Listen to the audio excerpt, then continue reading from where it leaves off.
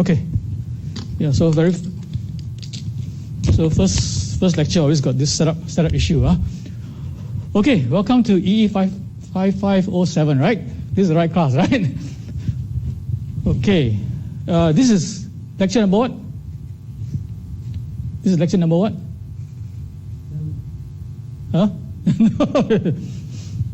No, the semester just started, right? So this is our first lecture or second lecture? Okay, yeah, okay. Professor Hing is sick, so that's why I have to take over, right? So basically, just some background. Can hear properly or not? Oh, wait, I forgot to take. Must take class photo also, huh? I don't know.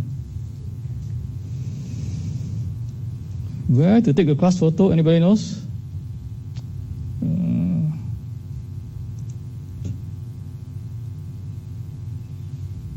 Just now. Okay, somewhere here, right? Oh, this is a click to upload. Okay, how to take the photograph? Take the photo, anybody knows? Okay, come here.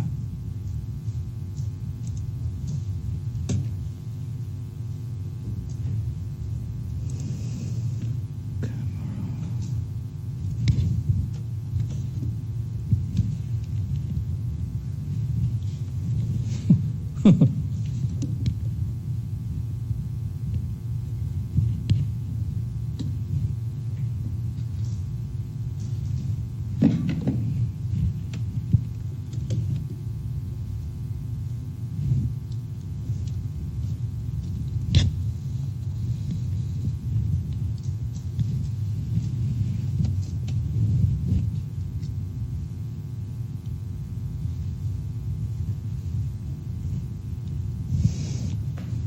Oh, don't think I can get everybody in. Okay, it's most people inside here, right? Make sure I can see your face, huh?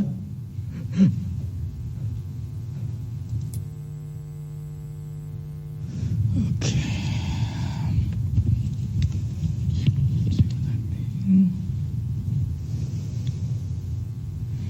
Okay, now to upload this photo.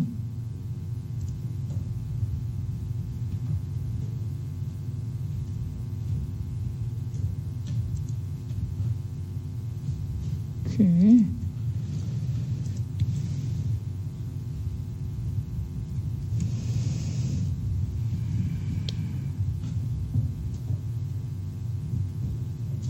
Huh? No need to take photo, eh? Okay. Now, give me 1 more minute, see whether I can figure this out. If you cannot figure this out, then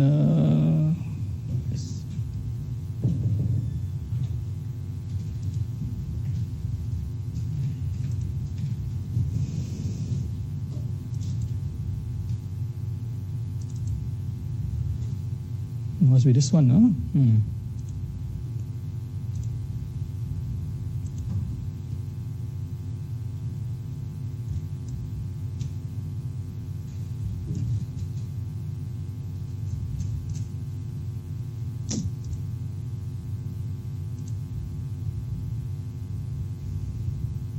Choose file.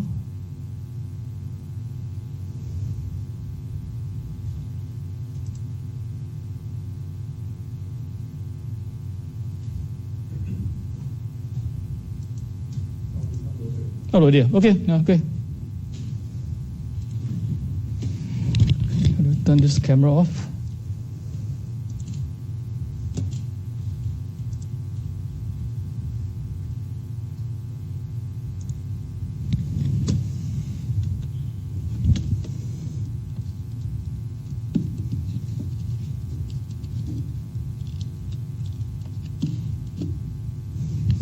Okay. Now we can finish out this lecture. Okay,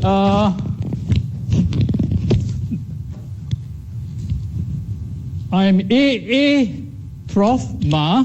Okay, anybody knows what AA stands for? Okay, adjunct associate prof. Okay, so I'm an adjunct staff here, and the reason why I'm co-teaching this course with with Professor Heng is that because I have about 30 years of experience working in the semiconductor industry as an analog IC designer. Okay. So about 2 years ago, I thought that, okay, after working so long in industry, it's good to be able to contribute back to the community, especially students, all right? Because we need new blood in the semiconductor industry, new blood. So you know the Chinese have a saying, right? Right? The back wave push the front wave. Okay? 长江后浪推前浪, okay? Okay. So I started co-teaching this course with Professor Heng about 2 years ago. All right? And this is the third class, okay? So you guys are the guinea pig, the third batch of guinea pigs, okay? All right, so normally Professor Heng will teach part 1, all right? Part 1 will cover what? You all can remember? Okay. So part 1 will cover, I think, all the transistors, op-amp, amplifier, everything, right? All right? And then after that, part 2 is where I will start teaching about all the building blocks. Okay? And one of the key building blocks will be data converters, ADC and DAC. Okay? So the lecture materials, most of it I managed to get from the previous professor, Professor Shi Yongping. Anybody here know who Shi Yongping is? Okay, he taught NUS for quite many years, all right? And then he has gone back to China, all right? And then last year, I decided to add this lecture on data converters because it was missing in the previous. And data converters is quite an important topic, right? Okay, and later on, hopefully, during lecture, you will see why it's important, okay? So previously, 2 lectures were devoted to filters, analog filters. So now we compress into 1 lecture, okay, to make room for data converters. Okay, so normally I will start by lectures by having a quick recap review before we go on to the current lecture. So obviously part 1 is just started, okay, hasn't finished yet. Okay, so when Professor Heng is better, he will come back and continue with part 1. So last Monday, what did you all learn?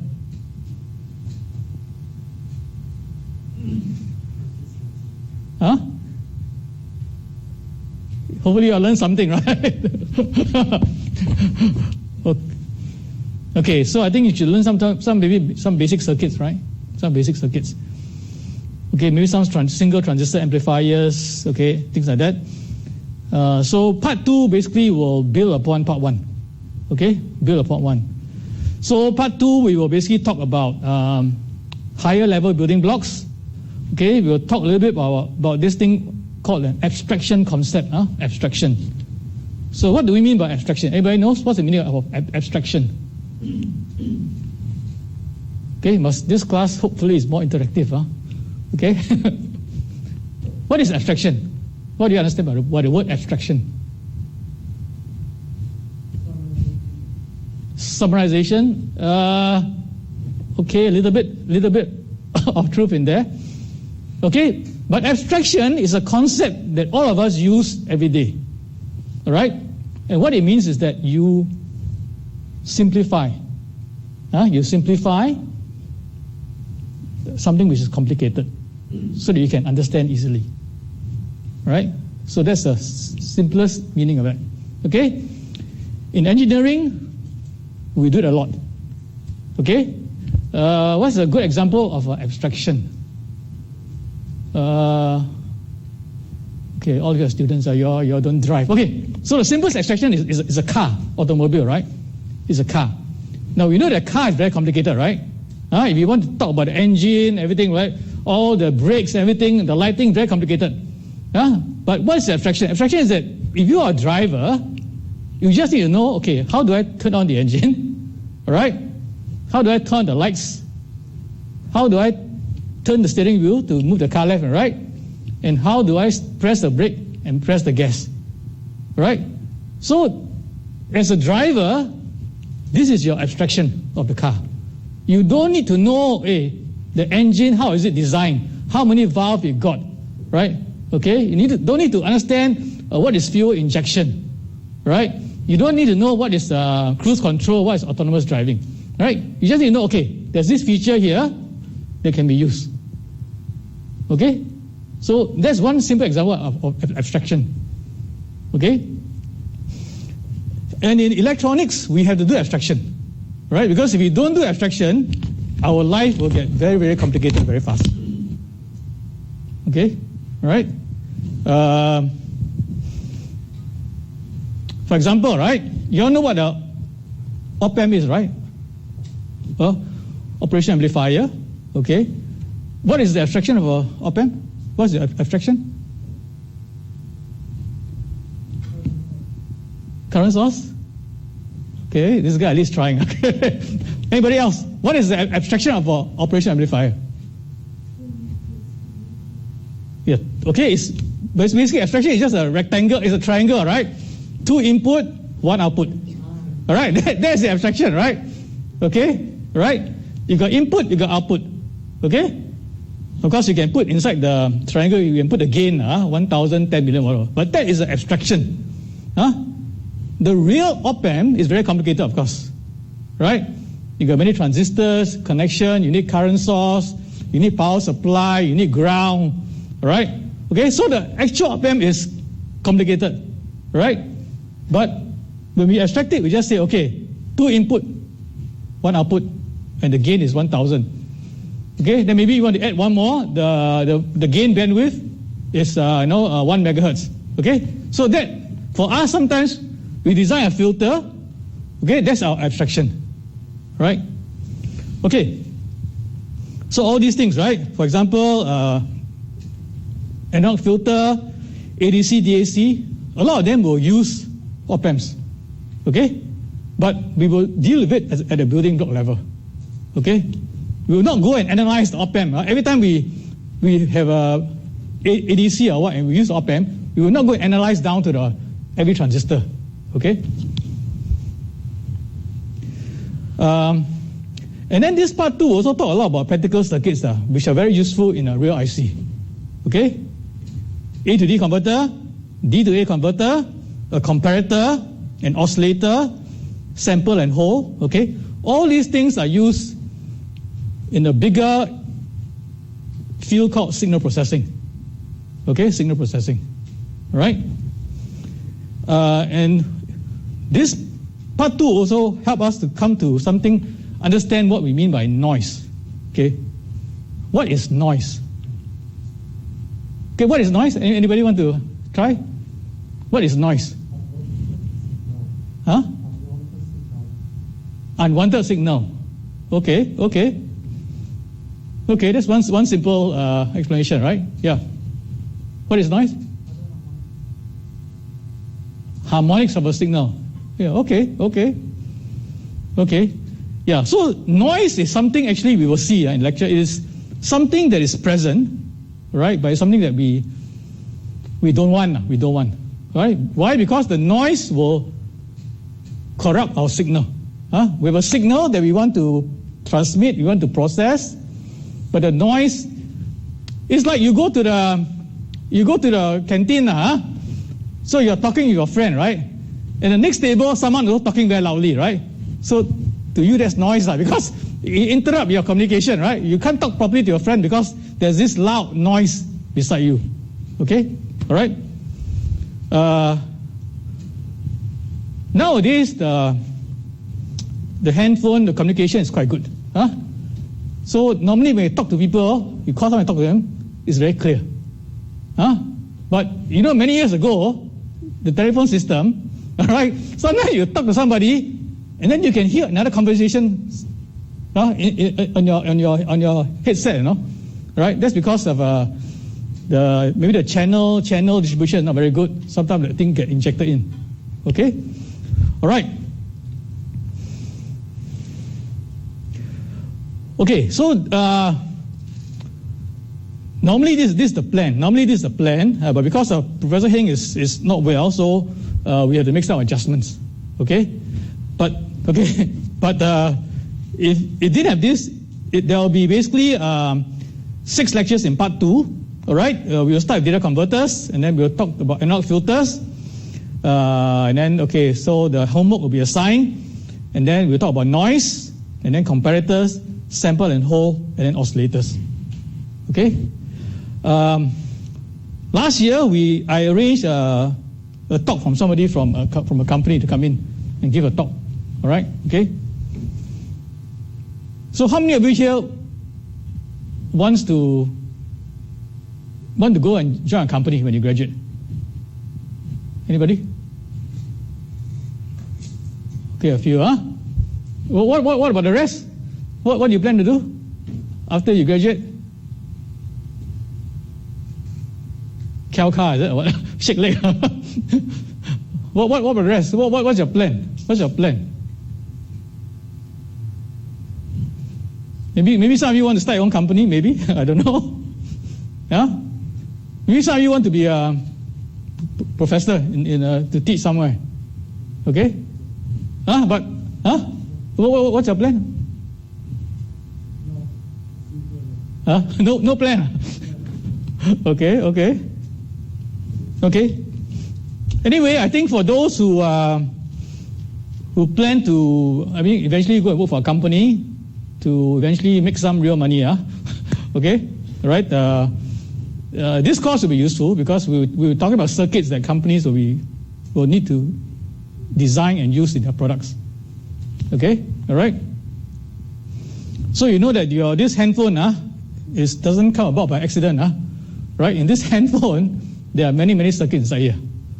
Okay, circuits that even exceed the scope of this particular class EE5507. All right, how many can guess what are the important circuits inside here? See, now we also abstraction our handphone. Just call people, talk people, send message. You don't have to worry about what exactly inside here, no? Right? Huh? Okay, there's a screen here, right? This screen has to be powered to display things. There's a touch control.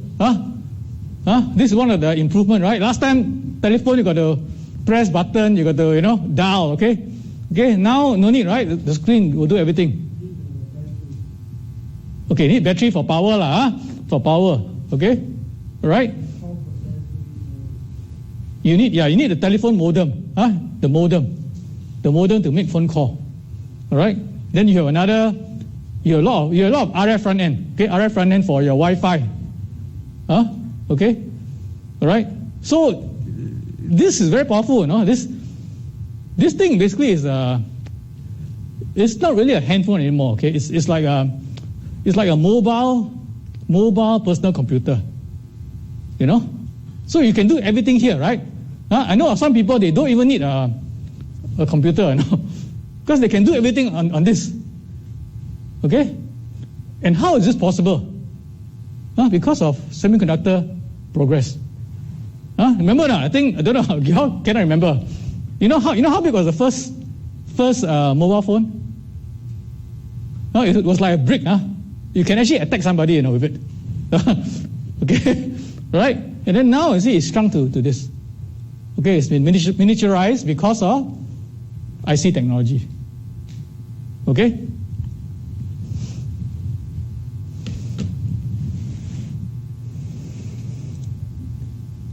Okay, I think it's important to talk here about the grading policy, for this class. Okay? So for the homework or tutorials, there will be a total of 6. Okay, part 1 will have 3, part 2 will have 3. Okay? All right? The total for the homework is 20% of our final grade. Okay? All right? Did Professor Heng cover this? All right? Okay, so your grade, 20% homework. All right? Out of this 20%, 10% from part 1, 10% from part 2. Okay? And then what about the remaining 80%? 40% will come from project. Okay? So there'll be two projects. Part 1 will be a project, 20%. Part 2, another project, 20%. Add up 40%. Okay? So what's left? Left 40%, right? That is the final exam grade. Okay? So we have, Professor Heng and myself, we have made some changes for this class. Because I think last year, I think the final exam was, I don't know, is it 50 or 60%? Okay? All right? So we thought it's more fair to make it 20, 40, 40. Right? Okay? Okay. Important for your homework, please no late submissions. Okay? Please do your homework on time and submit. Okay? We will not accept any late submission. If you submit late, it's kosong. It's kosong. Okay. So why are homework tutorial important? It's for you to learn. All right, to learn and to keep up your lectures. Okay, all right. So this is university. This is a graduate class. Okay, this is no longer like last time. Last time you can wait until 1 week before final exam and then do all your studying. Right? Okay. But this is not the way in the university. Okay. The way is to be consistent. Okay, be consistent. All right. This one I also learned myself. Okay, learned myself personally. Okay. Many years ago I was doing O level, A level. Yeah, everything is at the end. Your final grades is near your final exam. Okay? But then when I started to go to university, okay, you can see now, homework, how much percentage. Some places also have midterm exam, midterm exam projects. Okay, so the whole objective is to spread out the learning. Okay? Spread the learning. Okay? Okay, and then this year also, for the homework, so for my part, okay, there are 3 homework, all right? I'm going to do something which I learned from one of my previous professors, Professor K.C. Smith. You all know who is K.C. Smith? He wrote the famous textbook, Micro Electronic Circuits. Cedra and Smith, right? Cedra and Smith. Have you all used this textbook before? Micro Electronic Circuits? Yeah, Cedra and Smith, and now got other authors, okay? So he's a very old professor. I remember he was, it was my 3rd year, I think, electronics course. He was a professor. So he was very good. He told us at the beginning of the class, beginning of the semester, okay? There will be a quiz every week, okay? So every Thursday or what? That class quiz. Okay, and all of us say, oh, wow, so tough. But that's his way, right? To keep people up to date and learning. Okay? But not only that, he's very smart. He says even though there's a quiz or test every week, he's not going to mark all of it. Okay? He's not going to mark all the quizzes. He's only going to mark, I think, 1. Okay, so the semester has how many weeks? I don't know, 12, 13, 14, 15 weeks. So 15 quizzes. But the old professor is smart, no? I'm not going to mark 15 quizzes, right? He said, I'm just going to mark 1. He's going to mark 1. But he's not going to tell us which one he's going to mark. Okay? So this year, I follow his tactic also. Okay? I have 3 homeworks assigned. All right? I'm only going to mark 1 of it. Okay? So 10%, right? 10%, it will be distributed this way. The 2 homework that I don't mark, all right, will be 2%, 2%. Okay? That means if you do the homework and you submit, you must submit, okay? You submit, as long as you didn't submit a blank piece of paper. Okay? All right? You submit something, you get 2%. 2%, 2%. The one that I'm going to mark, which I don't go tell you which one I'm going to mark, okay, will count for 6%. All right? So why do I do all this? Okay, it's because homework is important. It's for you to learn. Okay, it's for you to learn. That's the take-home message. All right? Homework actually is not for me. It's for you. All right? If you don't do your homework, you will not learn. Okay? So actually, it doesn't matter whether it's marked or not marked. Right? Of course, after the homework is submitted, I will give you the solution. I will give the solution. So you can see what you did and what is the solution, and then you can learn this way. Okay? I tell you why I come to this conclusion. I was checking, and then I found this class being taught at Berkeley. You heard of Berkeley, right? Berkeley, Well, the class in Berkeley, you know what the professor told the student? Homework, 10%, you just do, you just submit. Totally not marked. Okay? It's your own responsibility to learn. You know? Right? Okay? So I think this is what we are trying to inculcate. That, you know, as a student, the important thing is that you learn something. All right? Of course, I know as a student, you're also concerned about your grade. Okay? But I will say this, all right? I will say this, that the grade is important, but actually the grade is secondary. If you get an A plus or whatever and you don't learn much, okay, you haven't really accomplished anything. Okay? All right, okay, so homework, and then the project, so there will also be a project component. And why do we have a project? Okay, we have a project not to make your life difficult, okay, but we need to have a project because the project is where you learn the most, right? Because the project will ask you to work on a certain circuit, right? And in the process of working on that circuit, you will learn a lot of things. Okay, that's why a project is very important. Okay, when you eventually go and work for a company, you'll be working in projects. You'll be given a project, right? Okay, you need to design something or build something. Okay, that's a project. All right. Okay, so project is very important for learning. Okay, so for the project, I will say that, okay, if you submit late, there will be some penalty. Okay, that the project was submission date. If you, for some reason, whatever, submit late, I will still accept, but there will be a penalty. Okay? So this will encourage you to finish your project on time. Okay? And why do I say that? Very simple. You know, at the end of semester is your final exam, or your final exam. Okay? If you delay your project work until the end, you are basically killing yourself. Okay? You need to prepare for exam, and you need to work on the project towards the end. Okay? This is very, very stressful. Okay? Right? Okay? So, time management is an important life skill. Okay? Not only for you as a student, when you start working, you need to know how to manage your time. Okay? Right? And for the project, I will tell you, right, how your project is being graded. Okay, this to be fair to you, right? So there will be a rubric. I will tell you, right, the report, the different sections. Okay, how are they? What is the weighting I'm going to give? Okay, so this to make it transparent. All right. Okay. For example, the project report, there must be an introduction. At the end, there must be a conclusion. Okay. I will mark accordingly. If your project got no conclusion, okay, I will not give you any marks for that. Okay? All right? So this is to make it very clear. All right? Okay. So any questions before I continue? Any questions?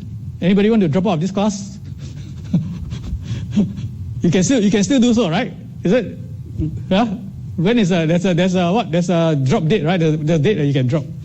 Okay? Okay? So the reason is not to scare you, but is to make sure your expectation is clear. All right? All right? This class, I think, requires some work. Okay? And there's a feedback from previous classes, right? That this class requires quite a lot of work. Okay? All right? But hopefully you learn the most in this class. Okay? Before we start the class proper, I just want to have this encouragement, okay? Okay? So, fundamental question. Why are we here? Why are we here? Okay? Why did you sign up for this class? Anybody? You can be honest, huh? Your friends told you to sign for this class. You know? Yeah, why? Okay, the lady, why do you sign for this class? Okay, I want to be an IC designer, so analog IC designer needs this course. That's what I said. Okay. So this will help you in your career, right? Okay. Anybody else?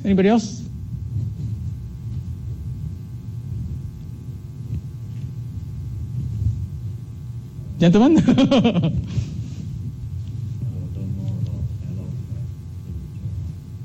Okay. But why do you want to learn analog design?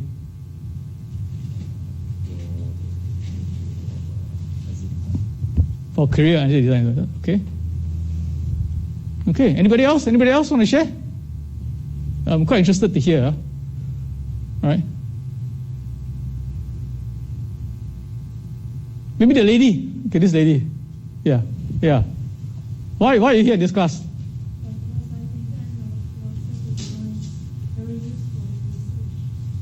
Research, is it? So you plan for a career in academia, is it? Okay. The reason why I want to ask the ladies is because I think there's a shortage. There's a shortage of ladies, okay? In engineering, okay? So it's important that we encourage the more ladies to be engineers, okay? Because why? They may have a different way of thinking. Okay, all right? And they can contribute, Okay. So I like this statement, all right, from Chris Yip, okay, who is the dean at Toronto. And he made this statement, we are here to help you learn, to grow and succeed. Okay? That is the purpose. For me, for Professor Heng, for everybody in the EC department, all right, okay? We are here to help you to learn, help you to grow, help you to succeed. Okay? That is the purpose. Okay? And why do I say that? Well, because when you write the project report, I have to go and mark it, right? And when I mark it, I will also give comments. You know, this part is not written well, this part can be improved, blah, blah, blah, okay? You know, when you graduate and go outside to work, it's a different culture, okay? You go outside to work and you write a project report and you write a lousy report, what do you think is going to happen? Your manager may not even read it. He just say this is a lousy report and throw away. You know, that's it, right? You see? So in the university, the professors, okay, are being paid, right, to mark what you have written and to tell you, okay, this part is good, this part is no good, right? It's to help you to learn, to grow, and to succeed. In the outside world, where it's lot more competitive, lot more stressful, if you don't write a good report, people read 2 or 3 lines and then say, this is rubbish. Just throw away. You know? Okay? All right? Okay, and then I like this other quote also. It says that we cannot motivate anyone. So I cannot motivate you, right? We can only help people to motivate themselves. Right? So nobody outside of you can motivate you, Right? The only person who can motivate you is who? Is yourself. Okay? So I know some people say, hey, not true, right? Not true. Right? Say, I'm motivated by money. You give me money, I'm motivated. But actually, if you think about it, money is only a very temporary motivator. Right? Right? So for example, I motivate you by saying, oh, okay, everybody that had the homework, I give you $10. Right? Right? Okay, the first few homework, everybody motivated by $10, right? About $10, okay? After a while, I need to increase to $20. You know, afterward increase to $50, right? Right? So money is not a very long-term motivator. Okay? So important, you have to motivate yourself. All right? That's the fact of life. Okay? All right?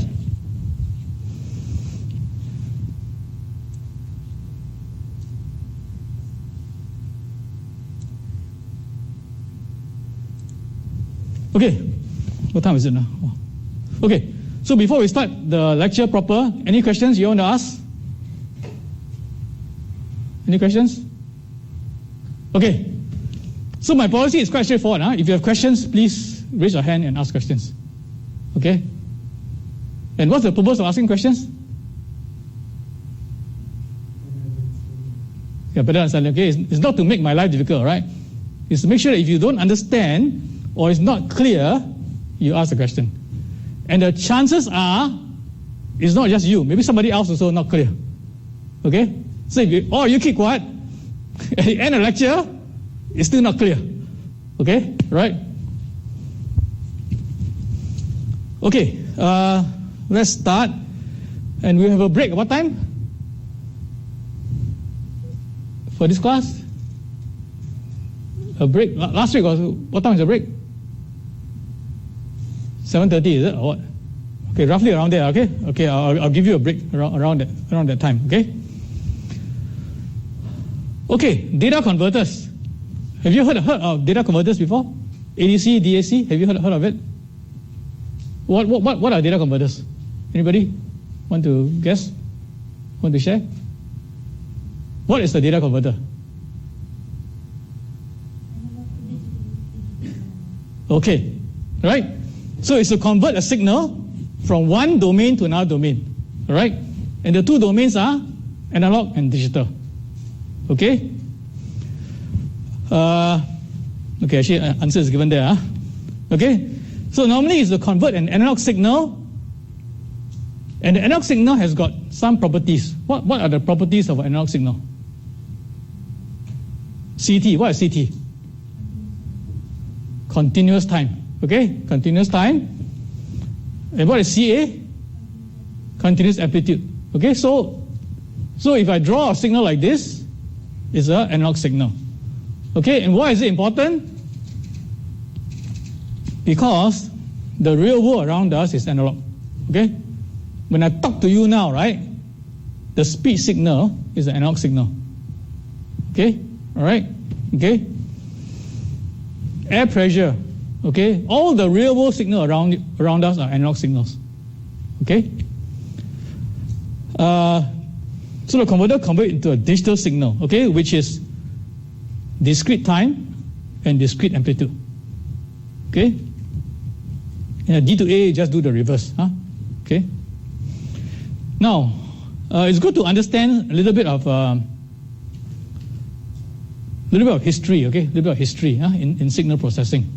Okay, so in the beginning, in the good old days, in the old days, all right, the signal processing was all analog. So the old analog telephone, everything is analog. Okay, the speech signals come in analog. They'll do analog filtering, processing, all right, and then come out analog again. Right. So that's why you have this big topic of analog filters. Right. It's because in the early days, all the processing is analog. Right.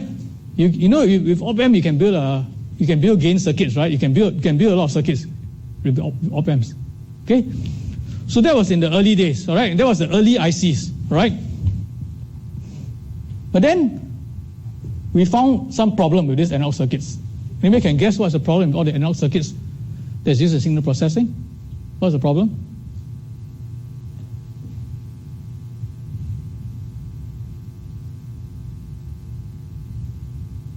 The problem is that it was not robust. Okay? So it's very sensitive to a lot of things, to noise, to temperature, you know. So you go into the lab, you build a circuit, you go in the lab, you go and measure. Then tomorrow you go and measure again, it could be different because the temperature maybe change, you know, all right? The humidity change, all right? Okay?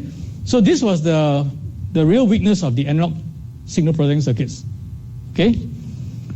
And that is why today a lot of signal processing is by DSP. Is DSP. Okay, and why? It's because DSP is very reliable, very robust. Okay? So once the signal turns into a digital signal, 101, 011 or whatever, right? All the bits. Okay? This thing is very, very stable. Okay? Right? And then that's why you need data converters, because the real world signal, real world input is analog. You need to convert to digital, then it can be used by the DSP, the digital signal processor. Okay?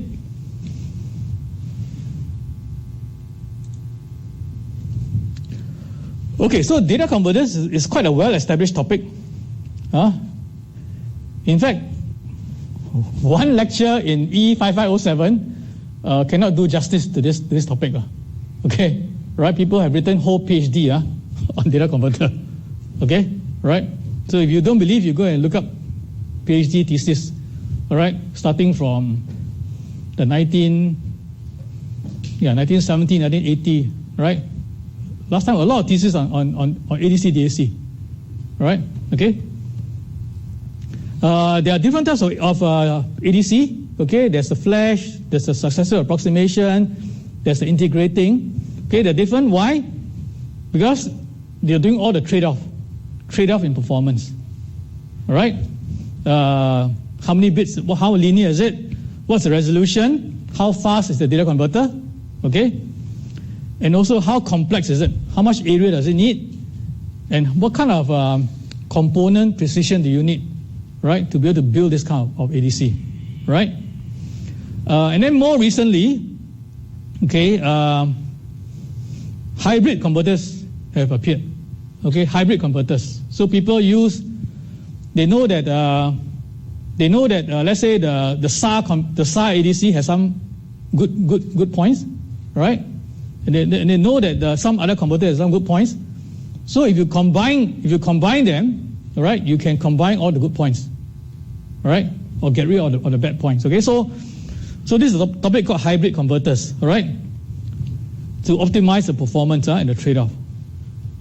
And then ADC, DACs are we will learn they're very sensitive to matching, component matching, resistors, capacitors, transistors. Okay. Even in this area, there are techniques to improve the matching. Okay? That's why it's very interesting. If you look at engineering, it's always improving. People always have better ways to do things and improve the performance. Okay? And then even, nowadays we are using a lot of signal processing techniques in data converters. Okay? How many of you have taken any course in signal processing? Anybody? Signal processing course? Must have taken at least one, right? In undergraduate or what? Okay? Signal processing, right? Linear systems and all this, right? Okay? Yeah, so you'll find that in the delta signal converters, right, is where we see a lot of these kind of signal processing techniques being applied to the ADC, right? Okay? Things like oversampling, things like noise shaping, right? Okay? And for analysis and synthesis, there are a lot of tools available, all right? MATLAB, okay? How many of you have used MATLAB before? A lot now. Okay, MATLAB is a very important tool, right? Okay? And so there's this toolbox by Richard Schreier, okay, for delta signal converters, right? He has made available a toolbox that you can download and use, right? Okay, am I going too slowly or too fast? Too fast, you must let me know, okay? Too slow also, please let me know, all right? Okay, so this is a good picture, all right, of the role of analog circuits. Okay? So we mentioned, right, the real world is analog. Okay? Your audio signal, your display signal, all your sensors, all right? Pressure sensor, temperature sensor, all different kinds of sensors,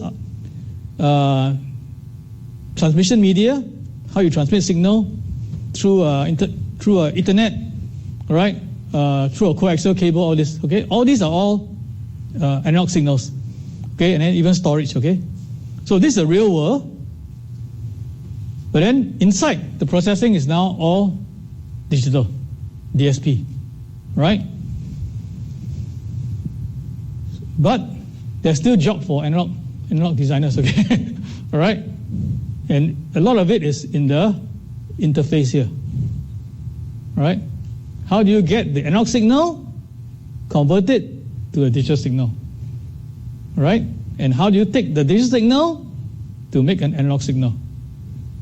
Okay, all right, so this is what I call the eggshell analogy. All right.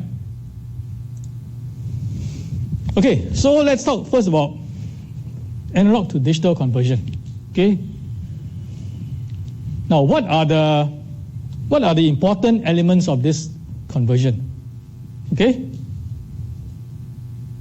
First, there is sampling. Sampling, all right? So your analog signal, remember, was continuous time, right? Continuous time. In this conversion, we had to take samples. Okay? So this is what we call sampling. Right? Not only that, there's another operation we do. All right? The analog signal was continuous amplitude. Right? In the conversion, we have to quantize. Quantize. That means into different levels. Okay? So this is a amplitude quantization. Right? So straight away, in your brain, you should start thinking, okay, what did we gain, what did we lose? Okay, what did we lose? We lose some information in the time domain, right? Because it was continuous. Now you took samples. Obviously, we lose some information in the amplitude also because it was continuous. We took samples. Okay. But interestingly, if you look into your signal processing theory, right? It's been shown that you can recover. You can recover the original analog signal from your sample signal, provided certain conditions are met. Okay? All right? Okay? I'll not go into detail, but there are ways to reproduce the analog signal from the digital samples. Okay? Right? And then there's this important topic called aliasing. Okay? What is aliasing? What is aliasing? Anybody? What's aliasing?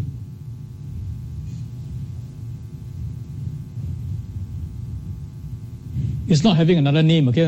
Sometimes your name alias, But what is aliasing? Aliasing basically is one of the side effects of sampling. Sampling is that because you only have finite amplitude and finite points, okay? If you're not careful, two analog signal can give you the same points. All right? And then we can't tell. Is this signal 1 or signal 2? Okay? So that's something we don't want. All right? So in order to solve this, you need a filter to band limit. All right? So this is what it means, that if I give you some samples, digital samples in time and amplitude, there could be two different signals. There could be a slow signal that fit all the points. There could be a very fast signal that also fit all the points. Right? And there's no way to distinguish if there's no filtering or band limiting. Okay, that's why it's called an anti-alias filter. Okay, AAF. Okay, all right. Okay, so this diagram just shows the A to D convergent path, right? First, what we do is we limit the bandwidth, all right, to solve the anti-alias problem. Okay, then we do the sampling. We take the sample. Okay, at time 0, what is the value? At time 1, what's the value? At time 2, what's the value? Then we do the quantization. Okay, that means whatever is the value, we have to quantize into discrete levels. All right. So, for example, if the two levels if the level spacing is, let's say, 0.1, right? 0, 0.1, 0.2, 0.3, right? These are all the different levels. If the signal come in between, it will pick, depending on the ADC, it will pick the nearest level. Okay, all right? So this is what we call quantization. All right, and then sometime later, we have some digital filter, do some coding, all right, to give it the output. All right, and the D to A is just the reverse, okay? For example, instead of just a sampler, we have what you call an analog hole, okay? Analog hole means I give you the digital value, right, which I will translate into a real value if I know what's the reference voltage, okay? And then this analog hole will just say, okay, I will just hold the value, okay? So if let's say the digital value equivalent is 1 volt, all right, from time 0 to time 1, I will just output 1 volt, okay? And then the next time instance, if it comes in, the value is 1.1, from time 1 to time 2, I'll hold. So it's like a staircase. It's like a staircase, okay?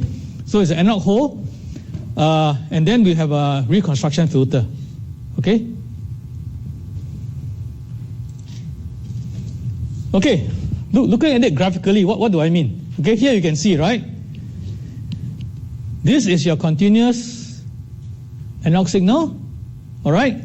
And then you can see we have discrete time, discrete amplitude. Okay, all right? And then you see, so in between the samples is just a constant value. Okay?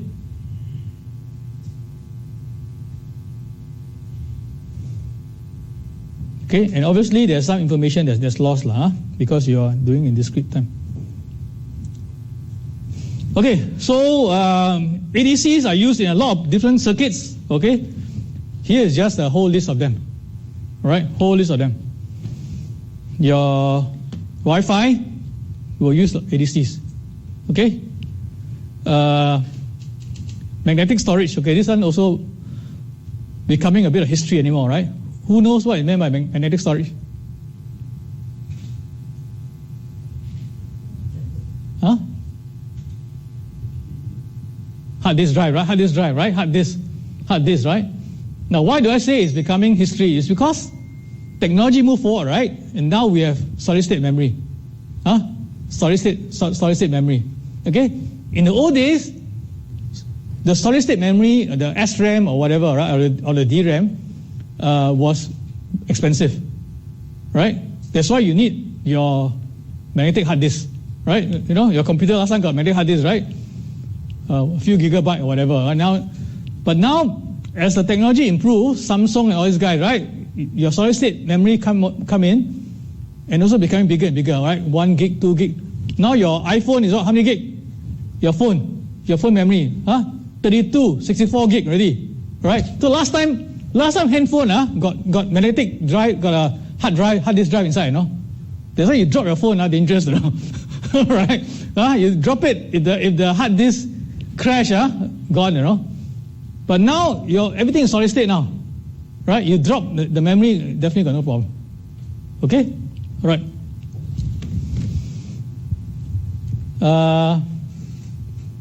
Yeah, I look at this list, I see that technology really moving. ADSL, who knows what is ADSL? ADSL, asymmetric digital subscriber line. Last time is the phone line transmit data, right? They're using ADSL, all right, and then VDSL, all this, okay.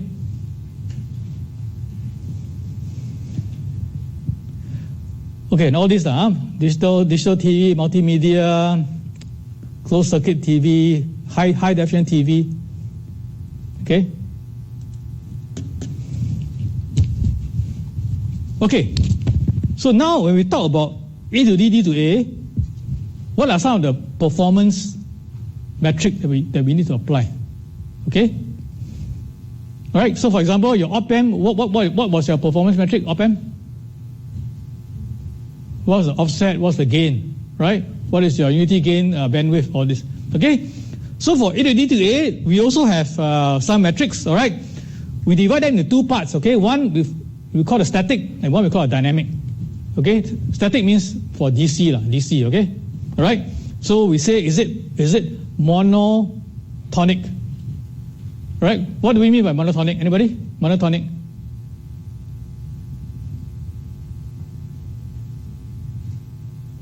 So the amplitude always going in one direction. Okay? One direction, monotonic. Okay? Offset. Is there offset? Is there a gain error? And then these two terms are the differential nonlinearity and the integral nonlinearity, which we call INL, DNL. Later on, we will see what exactly it means. Okay? So these are the static parameters, metrics. And then for the dynamic metrics, okay, a lot. Okay? Delay, settling time, what's the aperture uncertainty, what's the distortion, what's the signal to noise ratio, what is the signal to noise plus distortion ratio, what is the ideal channel noise, what is the dynamic range, what's the harmonic content, what's the spurious free dynamic range. Okay? So, you don't believe me, you go and Google any ADC, DAC part in the data sheet. Okay, whether from TI, who else? Analog devices. Okay, last time got a lot of companies, but now all these companies got bought and combined. They're getting less and less. Okay, last time got Maxim, got linear technology, all this, right? Anyway, you go into it, you pick the data sheet, you see all these terms there, right? They will define and characterize their ADC, DAC and give you all these parameters. Okay, all right.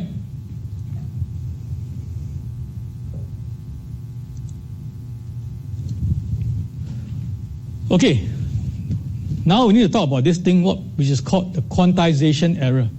Okay, so we talked previously, right, that in the data conversion, we convert the analog signal to a digital signal, right?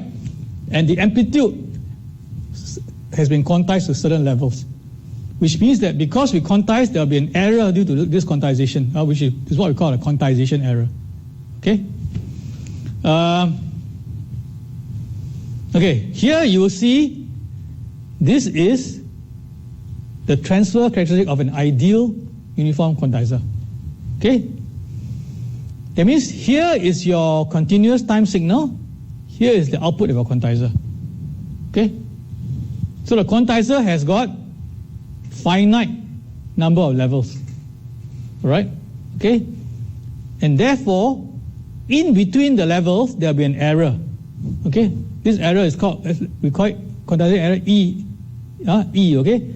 E is defined to be the quantized level minus the actual value. Okay? Alright? Okay? And we know that this quantized error is bounded. Okay, it's bounded. Okay, it's bounded by plus minus the level spacing. Okay? Alright? So obviously the biggest and the smallest error is when you're right in the middle. When you're right in the middle between two quantized levels. Okay? Okay. Then now we have to make some assumption in our analysis. Right? So this is the other important skill for analog designers. When you analyze circuits, sometimes you must make some assumption to simplify things. Because if you don't simplify, it will be very difficult to analyze. Okay? So for quantization error, what are the assumptions that we make? Well, we say that we assume that there are many steps. There are many steps. Okay, there are many levels. All right? And then we assume also that the signal is active. Signal is moving a lot. Okay? Okay? And of course, we assume that the quantizer does not overload. Overload means that, your signal, there's a maximum and minimum level. Okay? If your signal exceeds the maximum and minimum, what happens? Your condenser output is fixed, it's saturated. Right? And once it's fixed, of course, it cannot represent anything. It's overload. Okay? So these are the assumptions we make. Okay? So especially if these three assumptions is correct, all right, then, okay, here we have to put on our mathematician brain. Okay? Okay? So for engineers, we need mathematics to help us. Okay? So we look at this, what is the PDF, okay? Not the Adobe PDF file, right? But this PDF is called the probability density function, okay? Right? That means the probability that the quantization error, what does it look like? Okay? If these three assumptions is correct, is valid, then we can say that the probability density function of the quantization error, we can say is uniform. Uniform. Okay? All right? So we know the bound is between minus and plus the spacing, half the spacing. All right? And then we say that in between, the probability of the error is 1 over delta. Okay? It's a uniform density distribution. Okay? And for mathematics, you know that the area under this curve has to be 1. Okay? The probability density function, the area has to be 1. Okay?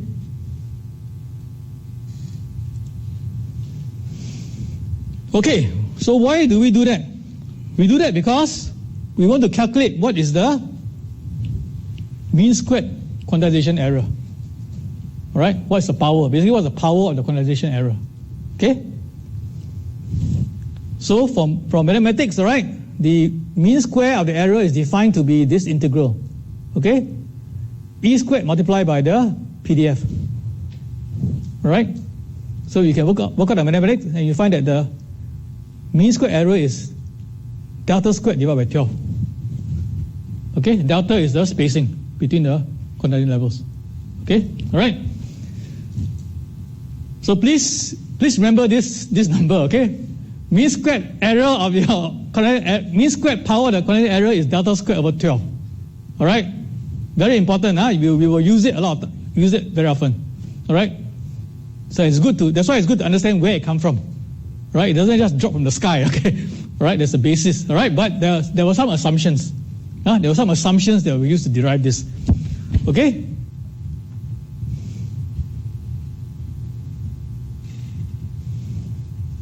Okay. Then what we say also is that we say this quantization power, all right, is uniformly distributed across my Nyquist signal band. Okay? What is Nyquist signal band?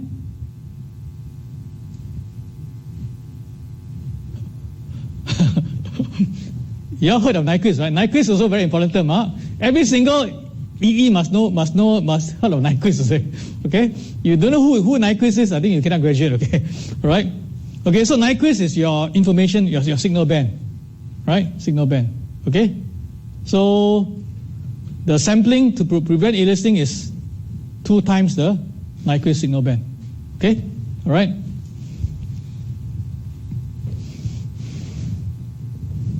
Okay, so we derive the quantization square power is delta square over 12. All right? And then if we say that it is equally distributed across the Nyquist signal band, it means that it's delta squared over 12 divided by Fs. So this is NE, right, which is the noise power. Okay? Okay? And if you do that, you also come back to the same answer, okay? The total noise quantum power within the Nyquist band is delta squared over 12. Okay. Okay, so now straight away we come to one dynamic data converter metric, okay, which is SNR, signal to noise ratio. Right? This one you all heard before, right? Heard before, right? Signal to noise ratio. Okay? Very simple, huh? So if you have, we assume that your signal is a sine wave, right? Okay, if you assume that, then the SNR is signal power, okay, at the frequency divided by all the noise power in your circuit. Okay? Yeah, so it's a useful measure. It's to say, okay, how strong is your signal relative to your noise? Okay? Right? So a circuit which has high SNR is better than one with low SNR. Okay? So usually what we see is this kind of a graph, okay? SNR in dB, input amplitude, okay? So this is your input analog input signal, okay, in dB, and then your ADC will have this kind of a characteristic, okay? The SNR would, as your signal increases, SNR will increase, okay? Until you hit a peak, and then you come down because of overload. All right? Okay?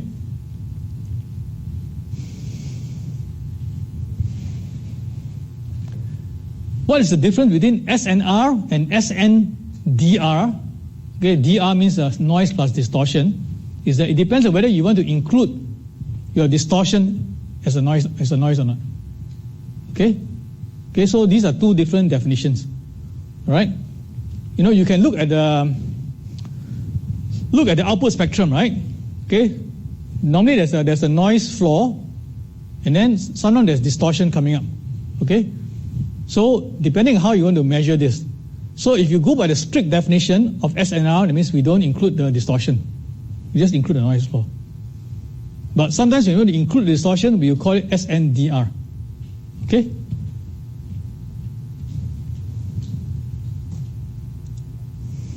Okay, so we go with the first example. Okay, first example. Okay? Help us in our understanding. So if you say we have an ideal ADC, ideal ADC, okay, when we say ideal ADC, what do we mean? We mean that there's no device noise. Okay? Only noise you have or error you have is quantization. Okay? Alright? So that's what I mean by ideal ADC. Okay? So we ask a question. What is the SNR or the dynamic range where the input is a full-scale sine wave? Okay? Okay, so it's very simple, if we remember our mathematics. What is the power of a sine wave? What's the power of a sine wave?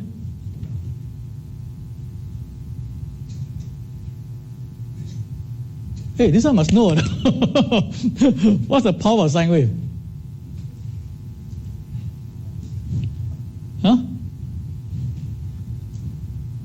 A squared over 2, okay, amplitude.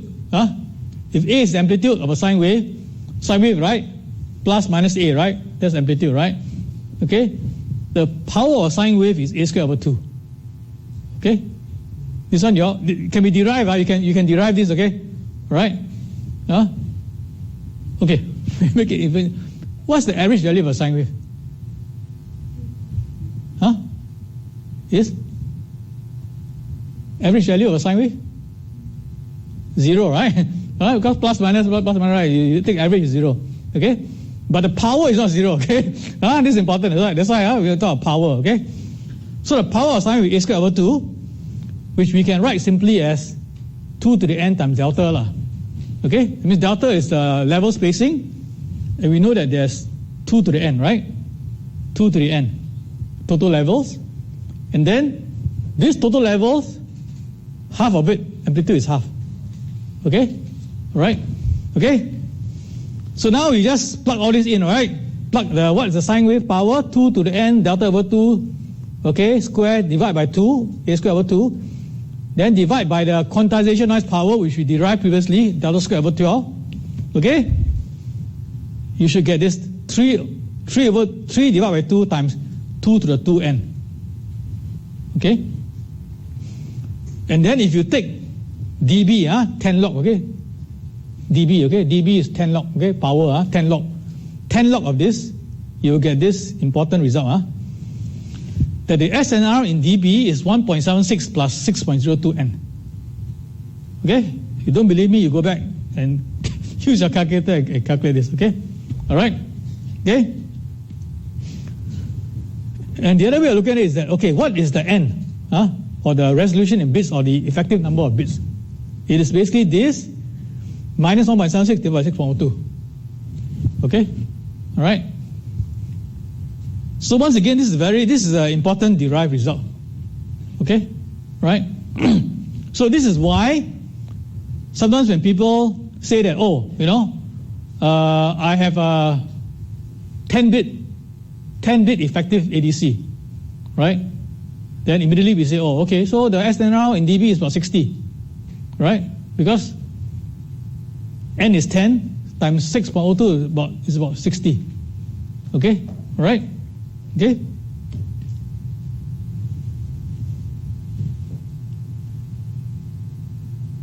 Okay, so this is for example, right? Okay, second example. Okay, when we apply a full-scale sine wave, we apply it to a 12-bit ADC. Okay, so now we say that if the signal has a normalized power of 1 watt, okay, and the non-signal, which the noise power is 0.5 microwatt, what is the effective number of bits for this converter? Okay, so first we calculate what's the SNR, right? Signal power is 1 watt, okay, straightforward. All the noise power is 0.5 microwatt. So signal noise ratio is 2 mech, right? 2 mech. Okay? And then we apply the formula. 10 log of 2 mech is 63.01, which is equal to 1.7602. And therefore, we can calculate what NN. All right? So N is about 10.2 bits. Okay? So we can note here that actually the effective number of bits is less than the 12 bits. Okay? All right? So you see here straight away there's a difference between the nominal resolution, which is 12 bits, and the effective resolution, which is only 10.2. Okay? So you don't be surprised. Sometimes the data sheet say that this is a 16-bit ADC. But the SNR is not 16 times 6, Right? Okay? All right? Okay? So this is very, very useful, very important. So often we call this N the effective number of bits, or the effective resolution in bits. Okay?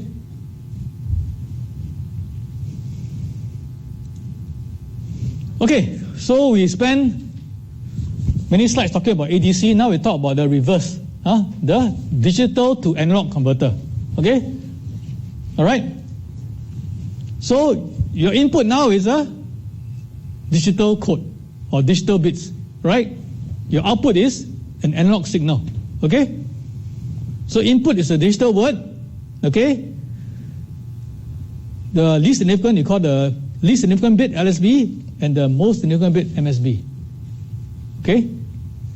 It goes through our D2A, and our D2A produces the analog output. Okay? Now, mathematically, what are we saying? So, mathematically, this D2A output is equal to what? It's equal to the sum of the bits, okay, weighted binarily, okay, multiplied by the full scale value or the reference value. Okay? Right? Okay, and the bits is either 0 or 1. Okay?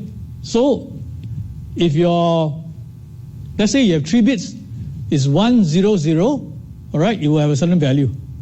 Okay? If it's 0, 0, 1, it's a different value. Okay?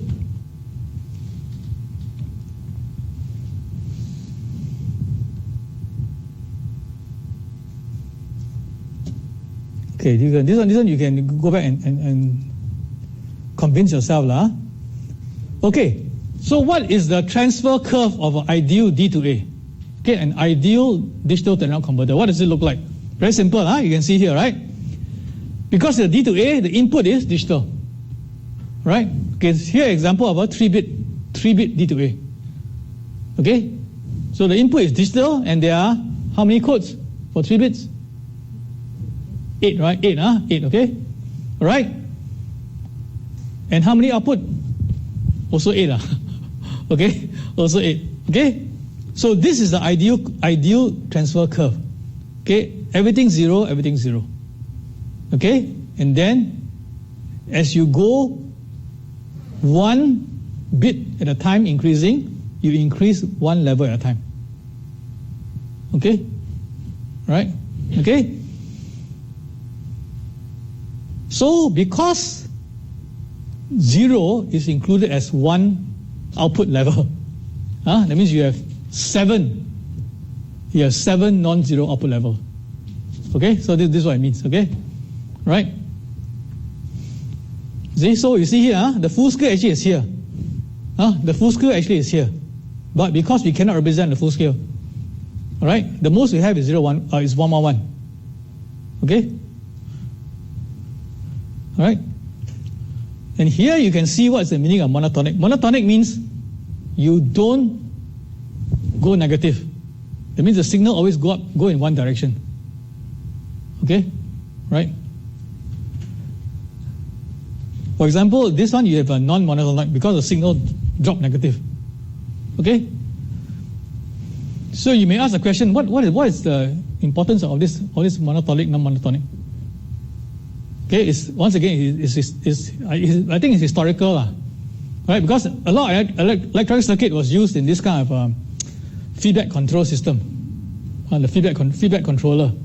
Okay, so the feedback controller, some of them will behave very badly if you have a non-monotonic signal. Okay, it will misbehave.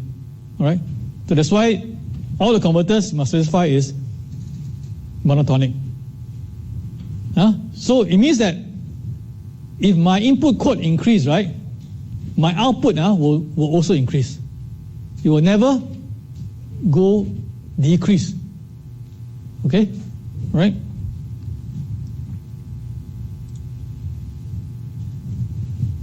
Okay. Two other spec is quite straightforward, right? So here for DAC, this is the ideal curve which we derived previously, right? The dotted line is the ideal. But if your real curve look like this, okay, what it means that you have offset. Okay, you have offset. Okay, you have offset in your converter. All right. I put in an all zero code. I expect let's say 0 volt, but I get out 0.1 volt or 0.2 volt. So it means there's an offset, right? So the curve actually it looks okay, right? It looks ideal, just that it shifted up, and this shift is a offset. Okay, so offset basically means a constant shift. All right. Second error we call is the gain error. What is the gain error? Okay, so you can see here, right? If this was the ideal transfer curve, but your actual curve is like this, all right, you have a gain error. Okay, you have a gain error. Okay, so the gain error can be easily fixed, right? How? How do we correct for gain error? You just calculate what is the difference in the slope and you multiply everything, okay? Right? Then you can correct for it. Okay? So normally gain error is not a big problem. It's not a big problem, right? Because you can just multiply by a gain factor and you get back what you want. Okay? Okay. Now we come to the other two metrics, right? The non-linearity metrics. Okay? We have two, all right? One is the differential nonlinearity and one is the integral nonlinearity. Okay? Now what is the meaning? Okay? The DNL means what is the maximum deviation, all right, per step from the ideal step. Okay, that's basically what it is. All right? From one code to the next, there's a step, and we calculate what the step is, and then we compare to the ideal step. The difference is what we call the differential nonlinear DNL error. Okay? Okay? What is the INL? The INL is the maximum deviation from your actual point to the ideal point. Okay? Right? You can see here, right? This is the let's say for this code, right? This code, the ideal is here, but your actual point is here, so this is the INL error. Okay? The DNL is here, right? From one point to the next point, what is the maximum spacing? Okay? We will see later one example to make it clearer. Okay, so here are two more curves, right? To show you, right? For example, this curve, you have very large INL, okay? The difference between the actual curve and the ideal. But you have low DNL, okay? Whereas, in this curve, you can see your maximum INL is only half LSB, and your maximum DNL is only minus 1 LSB. Okay? So why is DNL important? Because DNL will tell you whether it's monotonic or non-monotonic. So if your DNL is less than minus 1 LSB, you have a non-monotonic transfer curve. Okay? The term INL sometimes is also called relative accuracy. Relative accuracy. Okay? Okay, so we do one example. All right? So for example, we have a 3-bit D to A. Okay? 3-bit D to A. The reference voltage we use is 4 volts. Okay?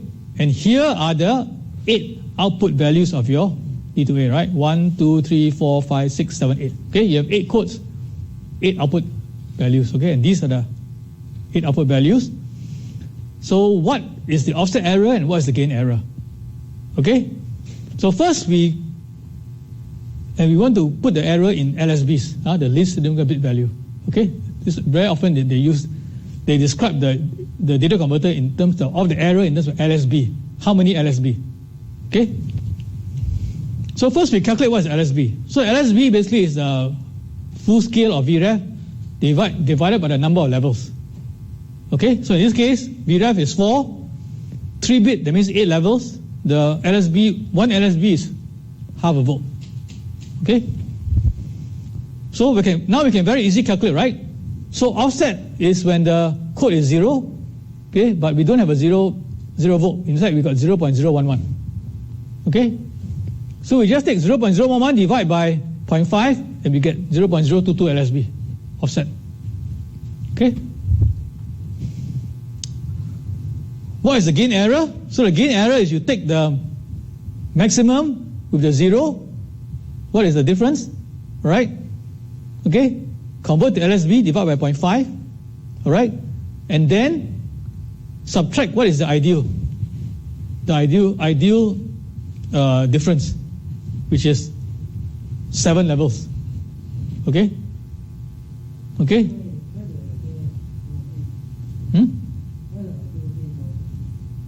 Because remember, we have 0, 1, 2, 3, 4, 5, 6, 7. Okay, so maximum is 7. Okay? So if you do this, you find that the gain error is minus 0.04 LSB. Okay? Now, for your own learning, you can also work out what is the INL and what is the DNL of this converter. Okay? The only thing you have to remember is to calculate what is the INL and DNL. First, you have to take away the offset and gain error first. Okay? So that is the definition, right? It's after you've taken out the offset and gain, the remaining error, all right, is the INL and DNL. Okay?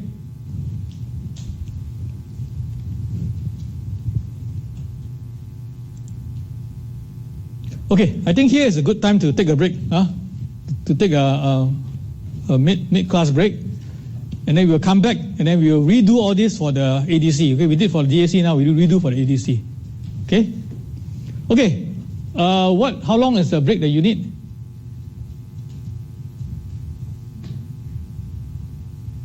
$10 minutes, 15 minutes, 20 minutes? Okay, no answer, Okay, make it come back by 750, okay, 750. Okay?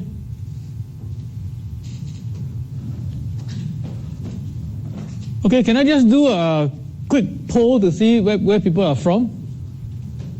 How many people here are from Singapore? Only one, 1, 2. How many? 2 only? How many from Malaysia? Don't have.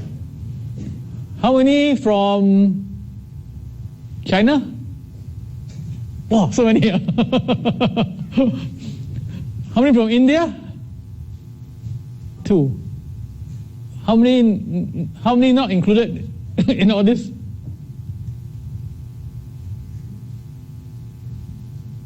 Oh, so we have a lot of students from China, huh?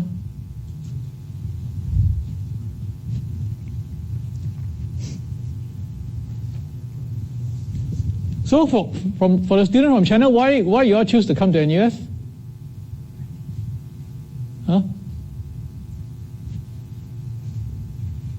What's one reason why you all choose to come to NUS? Huh? Close to mainland China. Okay.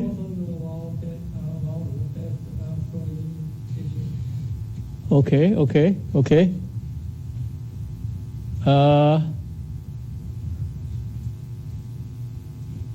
Yeah, if you don't consider, because Hong Kong is part of China, right? If you take out Hong Kong and you take out, okay, Taiwan a bit more sensitive lah. But there are China students go to Taiwan, right? Got right? I think got. I think one of my professor friends say in Taiwan says he has got students from China. But if you don't include Hong Kong, all right, you don't include Macau, all right, and then you don't include Taiwan, then in Asia there are only limited university you can go to lah, right? Right? Yeah, so Singapore. Okay. Yeah, so okay. The students from India, why you choose NUS?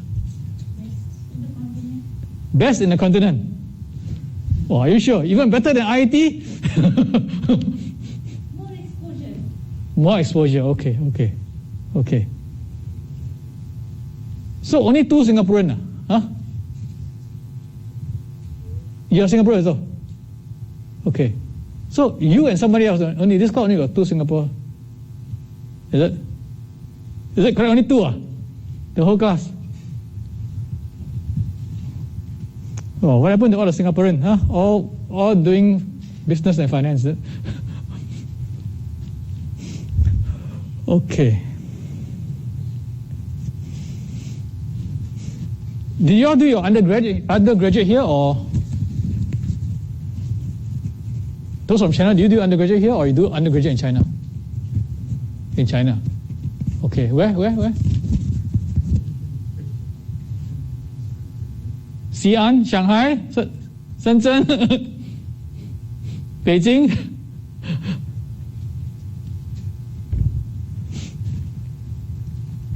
Okay, so I think it's important. I think it's good to go outside your country to study for a while. I think there's some value in that.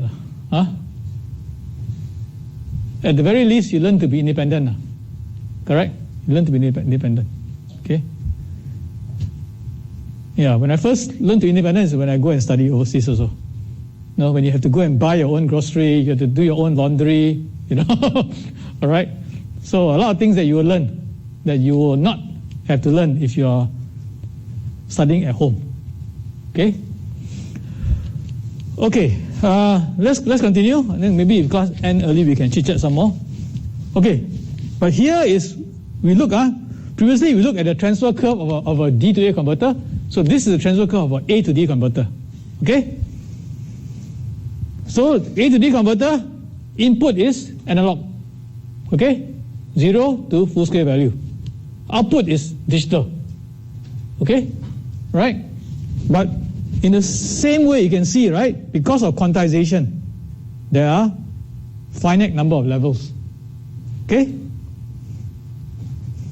And then this goes to the question from our friend, you asked about the quantization error, right? Looking at the screen, okay. Okay, and then he asked about quantization error. So you can see from here, you can see that if you draw a straight line up like this, at the points where the straight line intersect the levels, it means that there's zero error. There's zero error. Okay? But in between these zero error points, there will be error. There will be quantization error, either plus or minus. Okay? So for example, you see, let's say at the 0 at the 0 point. Okay? At the 0 point here, there is zero error. Okay? But then, as your input starts increasing, you have a positive error or negative error, depending on how you want to define, all right? What subtract what, okay? So let's say if we say that the error is defined to be Q minus X, which is what the previous slide, okay? So the error is defined to be the quantization level minus the actual signal. As you go from 0 to here, what happens? Quantization is fixed, but your real signal is increasing. So you have a negative error, right? 0 minus something, right? So the error is becoming more and more negative, right? Until you hit this transition point here. Okay? What happens here? Your quantization level suddenly jump by one step. Jump by one step. Okay? That means from here to the 0 point, your error, which was negative, suddenly become positive, right? And then drops back to 0. Okay? So I go to the next slide, you can see. So the error you see is like this. It's what we call a sawtooth. Sawtooth. Okay?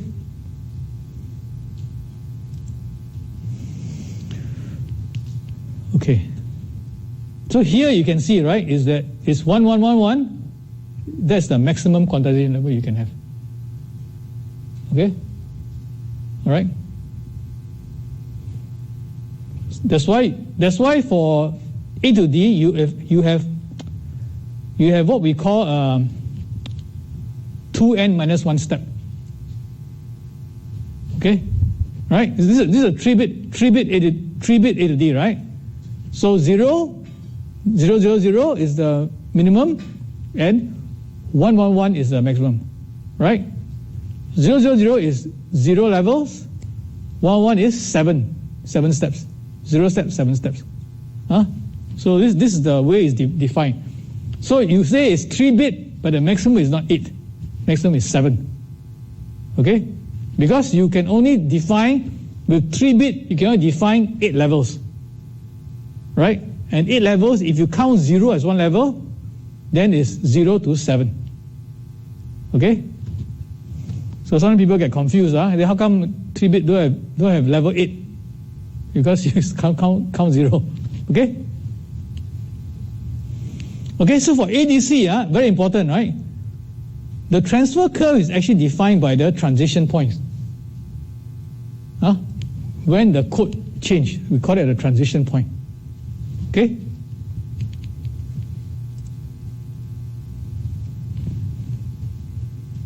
Okay, and this is how it's defined, okay? Right, so you can see, right? So the transition point, okay, is the point in between all the 0 error points. Ideally. Okay? But the real ADC, the transition point could have an error. Okay? So it may deviate from the actual ideal point. Okay?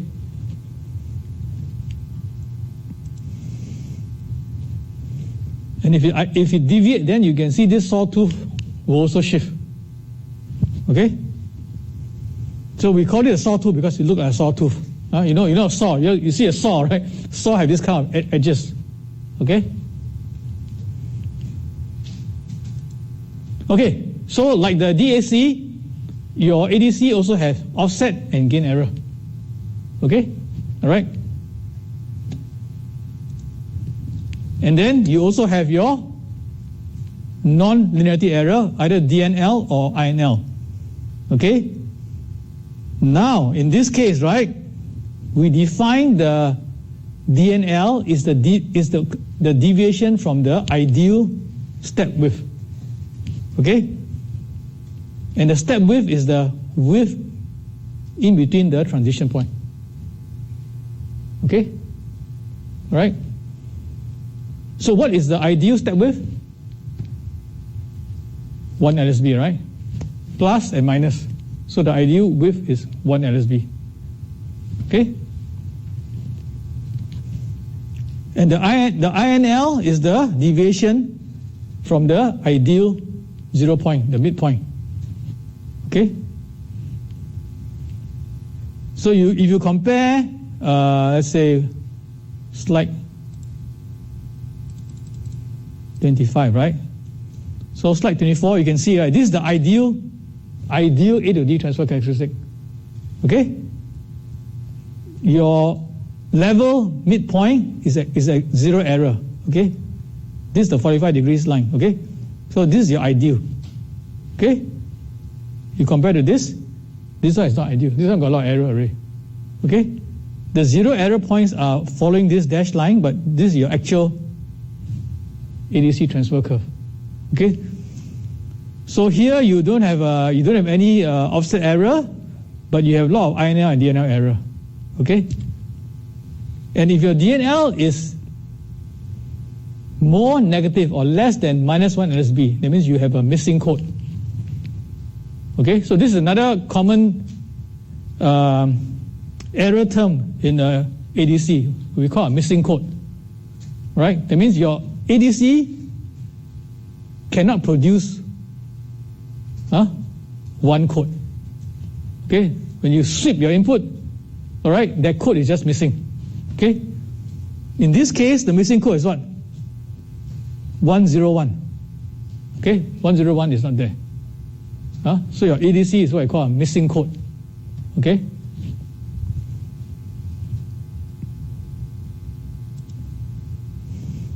Okay. So, when I first started working on this in the data converter, I was trying to make sense and understand what actually is the ADC. Okay, how to view an ADC. What is it exactly? All right? Because there are many different types of ADC. All right? Flash, SAR, integrating, and then now sigma delta, pipeline. There are many different ADCs. But what is the common concept behind all this? Okay, or high-level view. Okay? And this is the best high-level view I can think of. All right? So basically, is that you think that the ADC output is all the digital codes, right? All right? So you can look at this like a different bin, different bins. Okay? And so the job of the ADC is just to find the right code. That's basically the job of ADC, right? I give you some input, you tell me what's the right code, right? The right code means the nearest quantization level to my input. Okay? So that is the abstract understanding of what ADC is. Okay? You have discrete amplitude space bins. Okay? And you just want to find out what is the correct code bin for your input. Okay? And then once you have this high level understanding, then you can see all the different ADCs, how do they do this? Okay? So it's actually like a different algorithm, different process in which they find what is the right code. Okay? And the different algorithm would then describe this ADC. How fast is it? Okay? Okay? So basically you can look at it as the ADC is just like a search algorithm. So in computer science, if you do computer science, they have this thing called search. Right? You're searching for something, and how fast can you find the thing? Okay, a search algorithm. Right? So ADC, in a sense, it is like a search algorithm. Okay? You just try to find the right bin. Okay? So if I give you an analog input, right, you just find your job is to find the right code among all the 2 to the n different codes. You find the right code. Okay? And how the speed of the ADC depends on how efficient is your search. Right? How good is your search? Right? And from computer science, we know about different kinds of search algorithms. Okay? So with this concept understanding, you can see that, yeah. So in the early ADCs, the early days ADCs, one of the earliest was the integrating ADC. Okay? So the integrating ADC was very slow because it was searching code by code. Okay? Code by code. That's why it takes a long time. Right? So if your actual code is somewhere near the top, you take a long time to find the right code. Okay? Because it's what we call a linear search. Right? And then we know the flash ADC, right? It's very fast. Why is it fast? It's because it's doing a parallel search. Right? It's checking every single code at the same time. Okay? And saying which is the right code. So it's fast. Right? And then the successive approximation ADC. Right? This one is using a binary search. Huh? You know what's a binary search, right? Right? I just divide the whole thing, whole space, code space into two halves. First I ask, is it the top half or bottom half? Right? After that I find which half is it. I divide by 2 again. Is it top or bottom? And then I divide 2 again. So it's called a binary. It's jumping in a binary way. Okay? So it's a binary search. So this one is very efficient, but the speed is moderate. It's not as fast as a flash ADC. Okay? Alright? And then you can find the rest. Pipeline or multi-step is basically, pipeline is basically it's like a binary search as well. Multi-step ADC is like a hybrid search. Okay? Alright? And then I ran the problem. Okay, with this concept understanding, is when you try to understand what is a delta sigma ADC, you have a big problem with this. Alright? Because the delta sigma ADC doesn't fit very easily into this concept because it's doing a lot of oversampling and averaging. Okay? Alright? Okay, so this graph shows you the different speed of the ADC. Meaning, how many cycles do you need to find the right code? Okay? So we know flash, 1 clock cycle. 1 clock cycle tell you what's the right code. Okay, what's the right output. The serial or the integrating one is doing a linear search, so it will take a linear time to find the right code. Okay? And then the binary, the binary search, which is the SAR, is looking like this. Okay? And then here you see the delta sigma. Okay? So here, fastest, here, slowest. Okay? So you can see different kind of ADC have different kind of performance. Okay? Right? So there are a lot of different type of ADCs. Okay? Right? So for example, the slowest, the integrating, is checking one level at a time, one code at a time. Right? The binary search, which is the SAR or the cyclic, is checking 1 bit at a time. Okay? So 1 bit is binary. That's why it's 1 bit at a time. Okay? That means that, for example, it will first check, is it top half or bottom half? Right? And from that, you can know what is the MSB. MSB is 0 or 1. Right? After that, you will check the next half, the next MSB minus 1. Right? Until finally, you find the right one, the LSB. Okay? Alright? That's why we call it 1 bit at a time. And then for the multi-step flash and the sub-ranging, they are checking many bits at one time. Okay, the first 3 bits. Then what's the next 3 bits? Okay? And then finally, for the flash, it's checking the whole word now, the whole code. Right? Okay? But you can see, like, for the flash ADC, right? You know what's the biggest problem? Memory, is it? No, it's the area consumption, right? Because how is it checking? It's checking using comparator. All right? So how many comparator do you need? You need 2 to the n. 2 to the n, okay? So imagine, so for 8-bit flash, how many comparator you need? 8-bit? Which is 256. 256 comparator, right? Then you go to 10-bit, you need 1,000 comparator, you know, all right? And then you go to 12-bit, 14, you need many comparators, okay? And then you have to think also, you know, how do I route the signal to all these comparator? Okay, all right?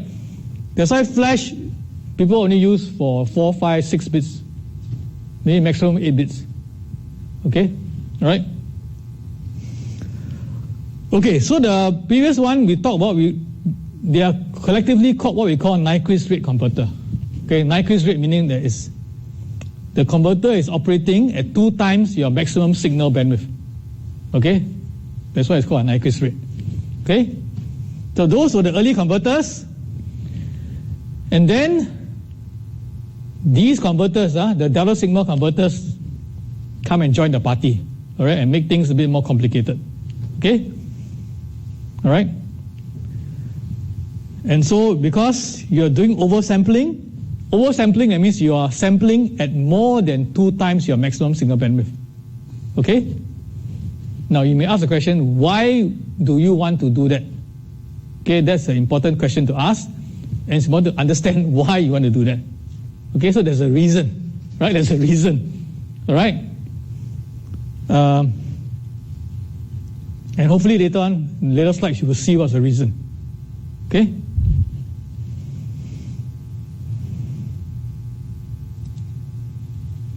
Okay, so here is a table where we sort of summarize the different accuracy and the different speed of this different A to D architecture.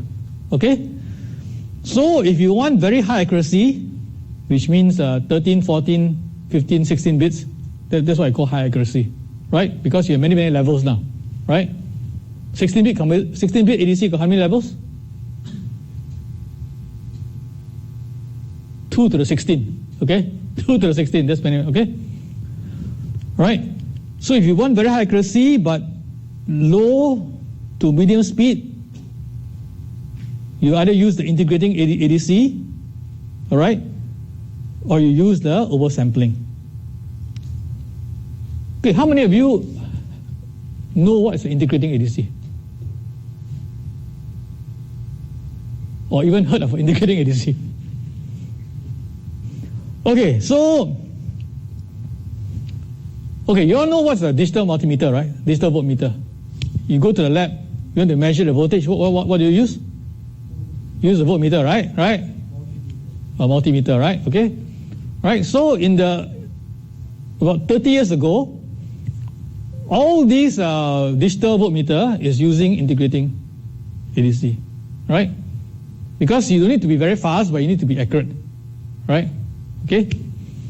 And a lot of companies make their profit by building this kind of integrating ADCs to sell to the voltmeter company to buy and use. Okay? But when the oversampling or double signal ADC come in, basically almost wipe out all the integrating ADC. Okay? Right? Okay. Then for the medium speed, medium accuracy, we have the 2 types. One is what is commonly called the SAR, or the successive approximation converter. This one you all heard, right? Huh? Never heard of this? Ayo, okay. Okay, successive approximation converter or the algorithmic converter. Okay, these they are basically doing 1 bit at a time. Okay, or binary search. Okay, that means first they find out my MSB, is it 0 or 1? Okay, then they find the MSB minus 1 bit, is it 0 or 1? And then you keep going down until you find the LSB. Okay?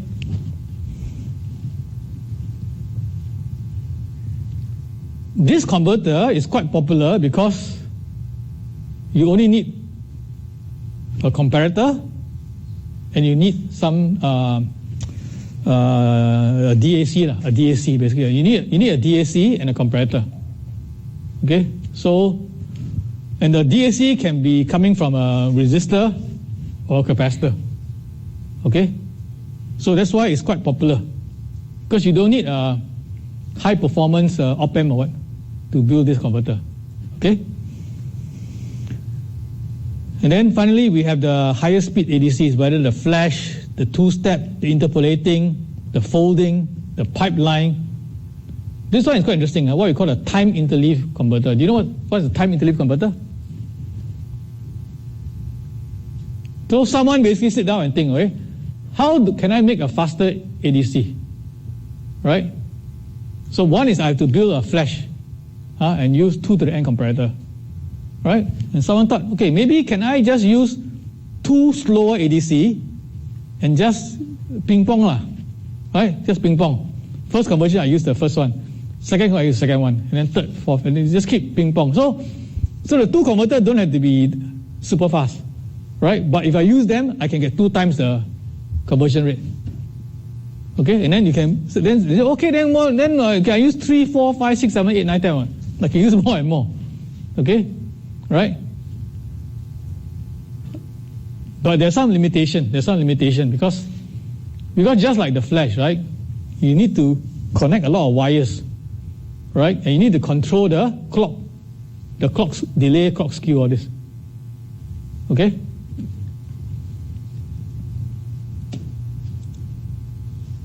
Okay, so what are the different circuit blocks that we need to build an actual ADC or DAC?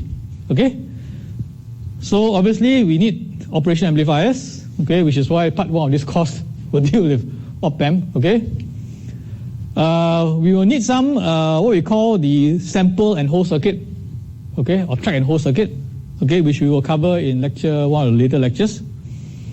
We will need comparators. Okay, the flash ADC will use a comparator. The successful approximation will also use a comparator. Okay, so the comparator is basically asking the question: my analog signal, is it higher or less than my level that I'm trying to check for? Okay, very simple. Okay.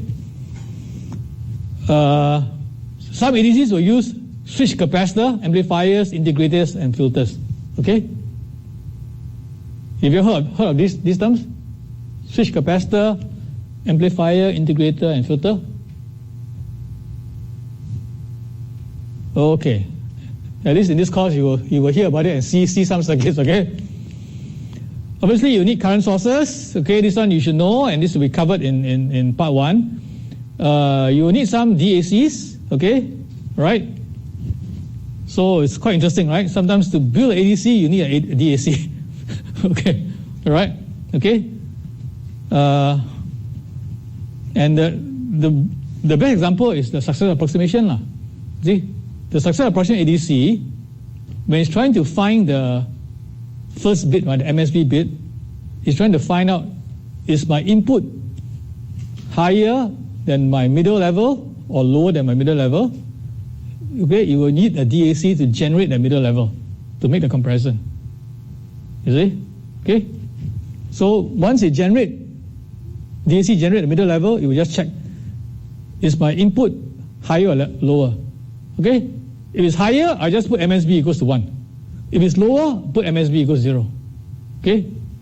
Then if I know it is higher, then I divide by half again. Right? Is it in the top 1 quarter or the second 1 quarter?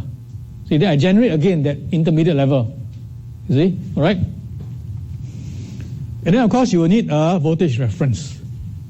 What is a voltage reference?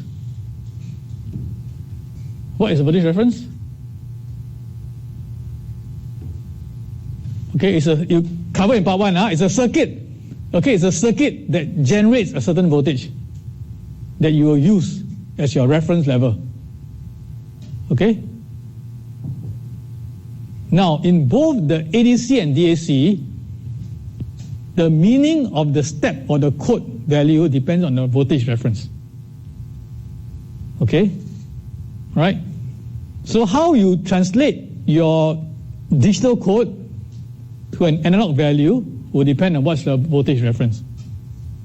Okay? So if we say that this is the minimum level, this is the maximum level, and the difference is defined by the voltage reference. Okay, that means each step is voltage reference divided by total number of steps. Okay? That's how we translate from digital to analog. Okay, because analog is in is in volts. All right, the digital is in bits, 0 or 1. But to convert, you need to know what's the voltage reference to convert. Okay. Okay, so this is one example, data sheet from linear technology, right? This company. I think now got absorbed by analog devices already. Okay, right? So, for example, they build LTC 2285, which is a pipeline ADC. Okay, so the sample rate is 125 megasample per second. Okay, so they produce every second. This ADC will give you 125 mega outputs. Okay, which is a lot, huh? Okay. Supply voltage, okay. Power, 790 milliwatt.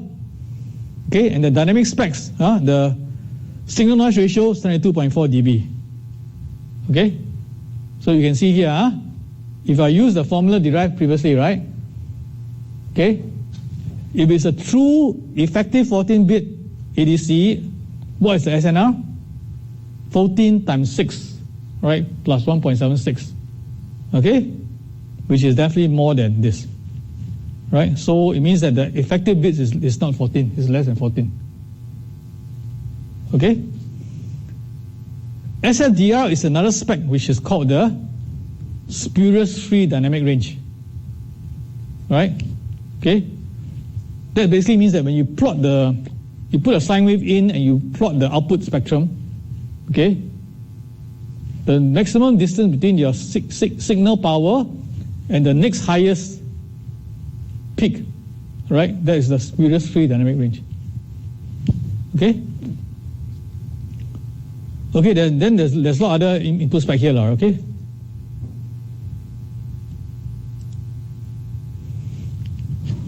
Okay. Now we very quickly go to this interesting A to D converter, which is called the oversampling A to D. Okay? And then just now we asked the question, right? Why do we want to use an oversampling A to D converter? What's the reason? Okay? Anybody knows the reason? Why people started using oversampling A to D converter? Higher accuracy. Okay, that's true. This oversampling A to D, when it first came out, it was used largely in, do you know which area? Audio. All right? When people wanted to build very high fidelity audio, right? Now your handphone also quite high quality, you know, right? You can hear quite high quality audio on this. Okay? And then also the early days there was the iPod, all this digital audio player. Okay? All right? Okay. So we try to see what's the reason why, okay? In the top, we see what is a normal type of ADC, which is a Nyquist sampling ADC. Okay? This is the sample rate. FB is the maximum signal bandwidth. Okay? What do I mean by signal bandwidth? All the signals that we produce in the real world have a certain bandwidth. Okay? When I talk now, what is the bandwidth? You know? When you talk, what's your bandwidth?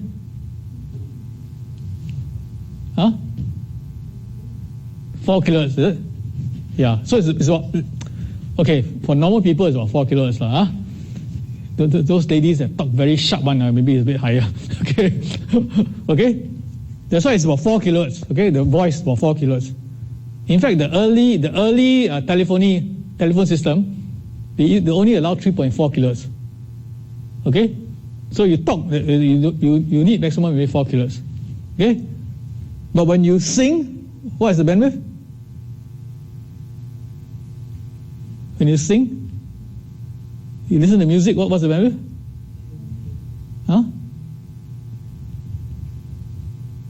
Okay, it's normally it's between 20, 20, 20, and maybe slightly higher. So depending on, if you just the normal ear, okay, there's no normal ear, right? Because when we grow older, our ear also degrades. So if you test your ear, when you're younger, you can listen maybe 24, 25, maybe 30 kilos you can hear. Then when you get older and older, you start to lose hearing the very high frequency one. Okay? So the earliest digital audio is maybe about 20 kilohertz, right?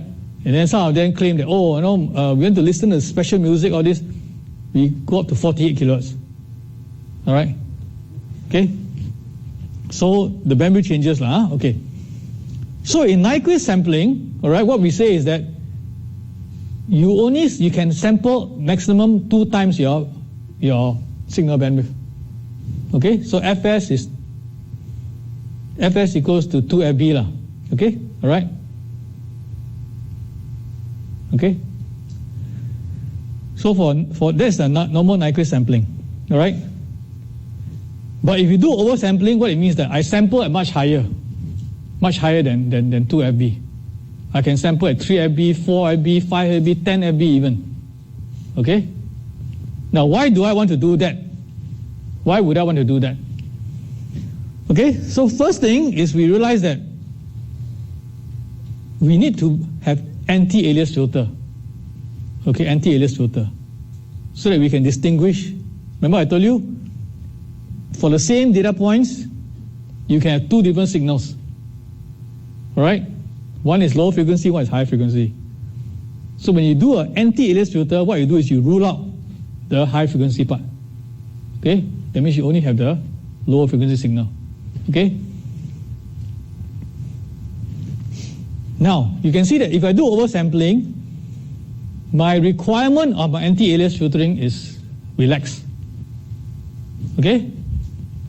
You see over here, for Nyquist sampling, that means I need to build quite a sharp anti-alias filter. Okay? But if I use oversampling, because my FB over here and my sampling much higher frequency, right, I can have a much more relaxed anti-alias filtering. Okay? Alright? So that is one of the first reasons why people use oversampling. Okay? Later on we see there are other reasons. Okay? Okay? The second reason we see is that when we use oversampling A to D, we can do a lot of filtering in the digital side. Okay? Right? We can design a digital filter. Alright? And it's much easier to design a digital filter than an analog filter. Right? Because the digital filter is very, very robust and predictable. Okay? So remember, right? With oversampling, we are sampling a very high frequency. Okay? That means a lot of noise can come in here, above your frequency band. Okay? But then, we can design a very sharp digital filter, okay, to go and get rid of all this other nonsense stuff, any noise. Okay? Now, we will see in the lecture on analog filters that is not so easy to design a very sharp analog filter. Okay? You will need a very high order if you want a very sharp filter. Okay?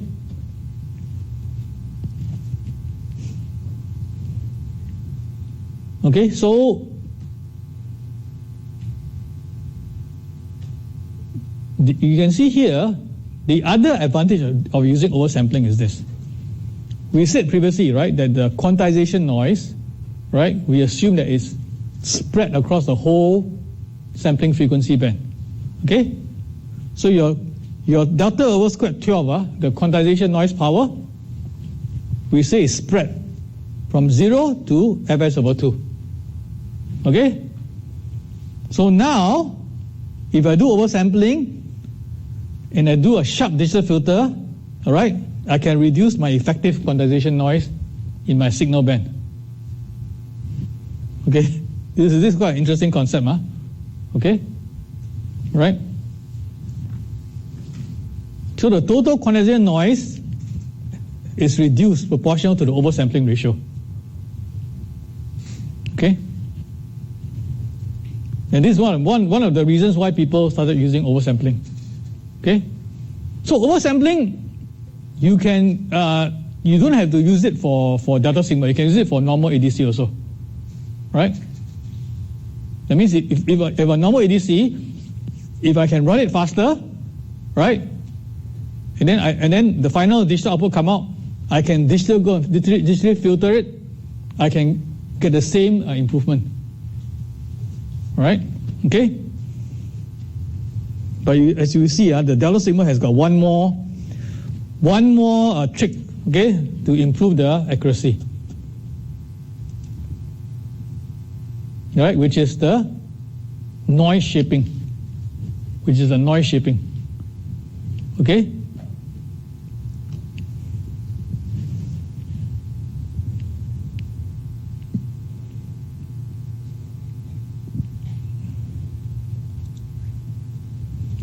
Okay. So the delta sigma, oversampling, digital filtering, plus noise shaping. So what is this noise shaping? What do we mean by noise shaping? What noise are we shaping? Okay? So we are shaping the quantization noise, or the quantization error that we talked about previously, right? Remember we said the quantizer at certain levels, and then because at certain levels there's an error or noise, right?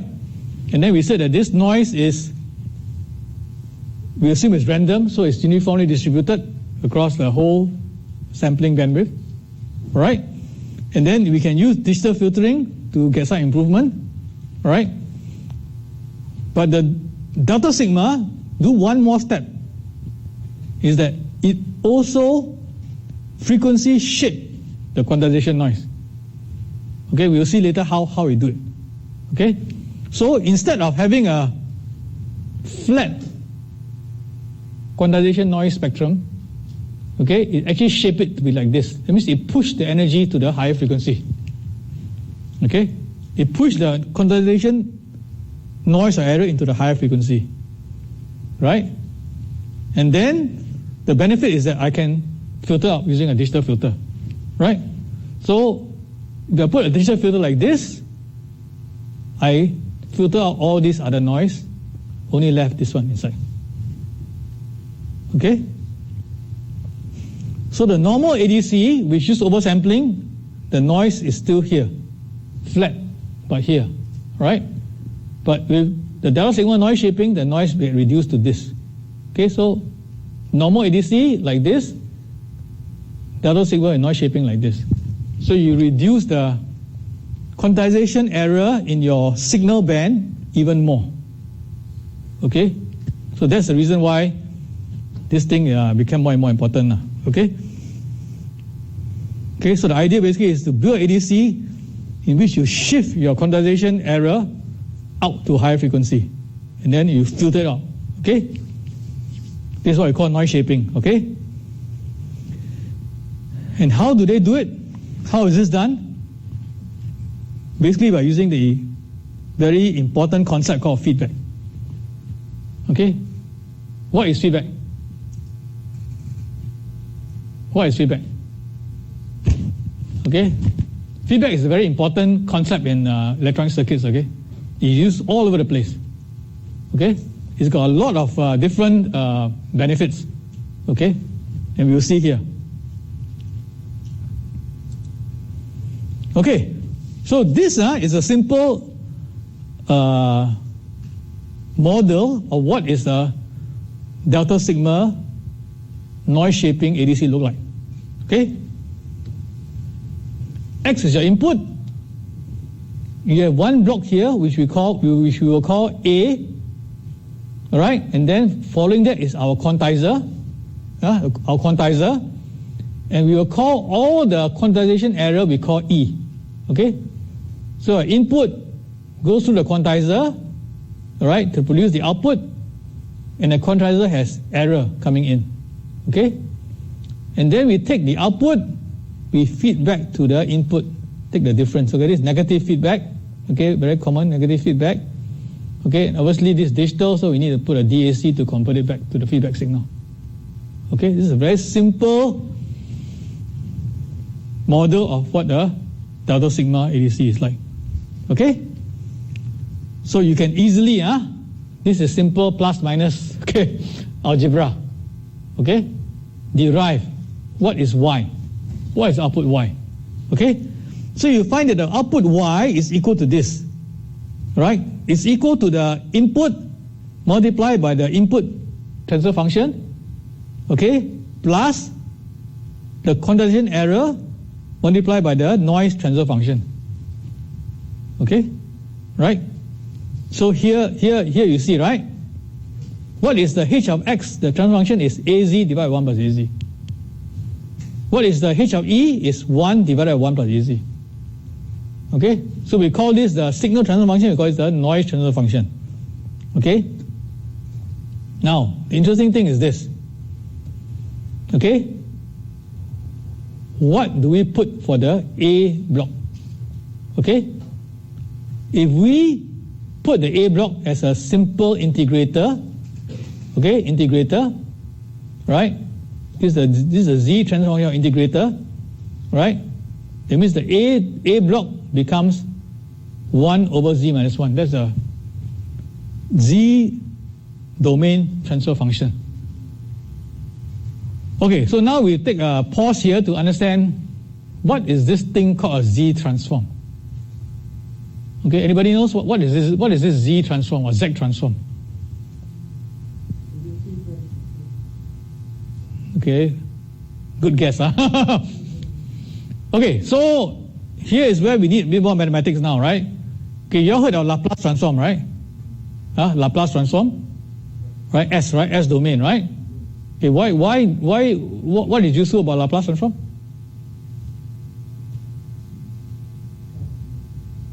Yeah, why we study Laplace transform?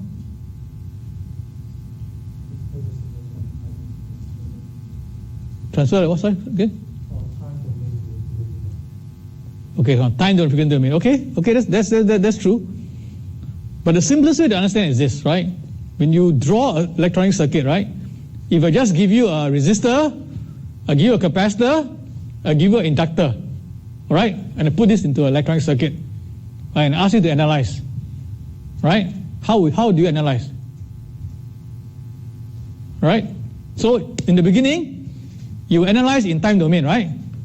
Right? So if you analyze this circuit in time domain, what happened?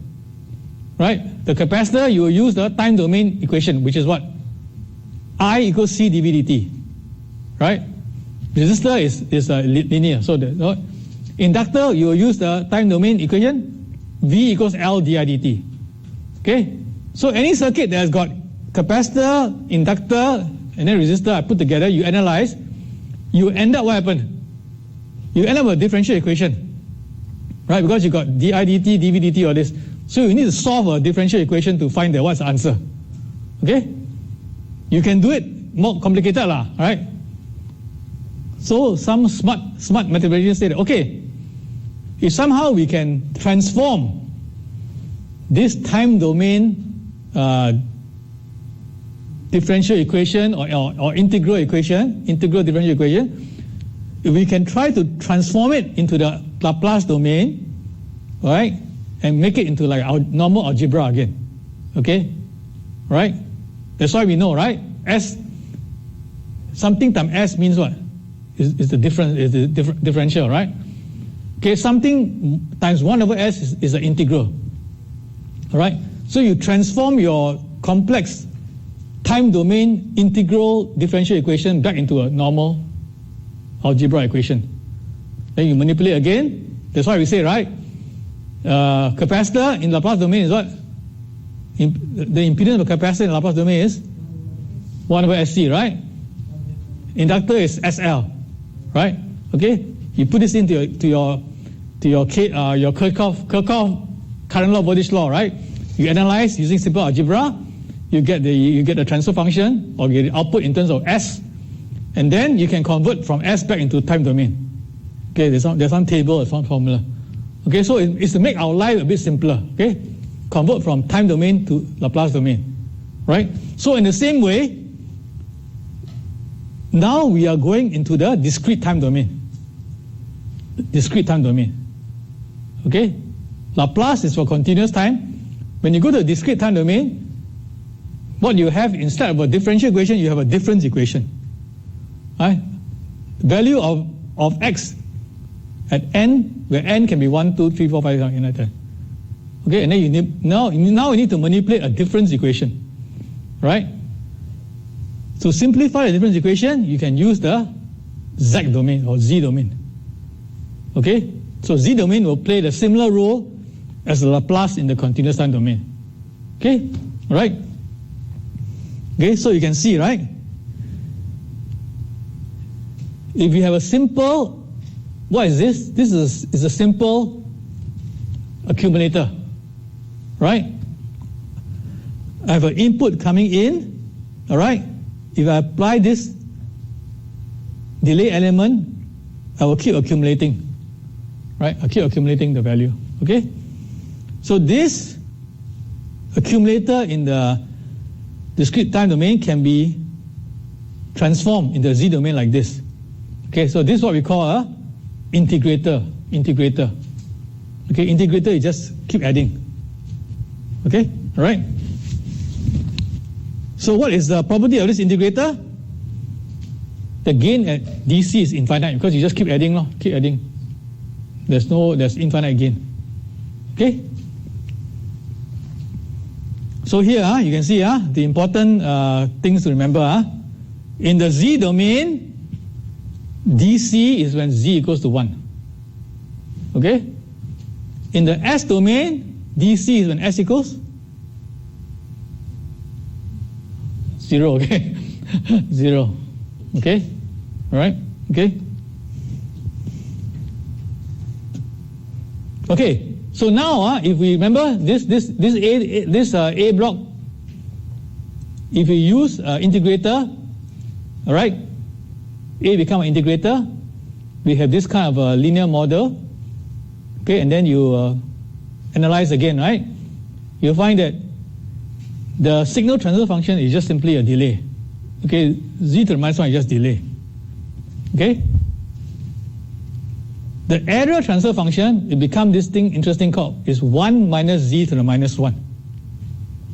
Okay? So what is the meaning of 1 minus z to the minus 1 in the frequency domain or the discrete frequency domain? Okay? What do we need to do to find this? We need to do this substitution, okay? Z equals to e to the minus j omega t. Okay? So if you all do signal processing courses, you will come across all these things, okay? And we need to use it, okay, when we try to analyze this kind of dialogue signal converter. Okay? Right, so if we do this, all right, okay, we just derive, right? Error transform is 1 minus z minus 1. Then we transform into the frequency domain, okay? Replace the z by e to the minus j omega t, you get this, okay? All right? And then we do some mathematical manipulation. You find that what is the magnitude of the error transfer function? Basically is 2 magnitude of sine pi of t. Okay? Right? Which look like this, right? You look at this, it's like this is half of a sine wave. Half of a sine wave.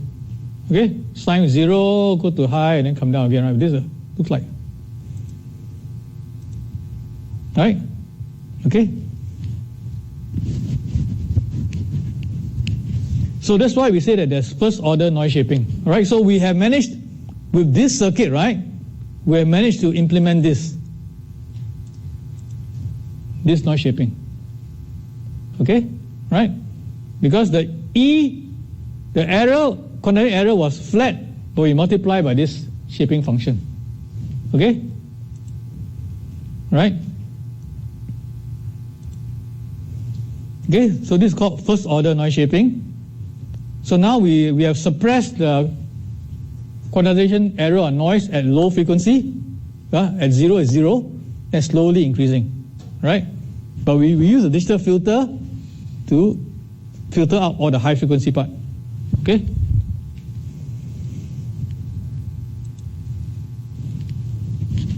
Okay. So basically what we are interested now, when we try to calculate what is the signal to noise ratio, or more accurately, what is the signal to quantization noise ratio? Signal to quantization noise ratio. Okay? Which we call SQNR, right? Okay? What is the performance that we can get? Okay? So we know, right, that what is this? Basically, we try to ask the question, how much is this noise power? This sheet, how much is this noise power? Okay? Because that noise power will determine what is your signal to quantization noise ratio. Okay?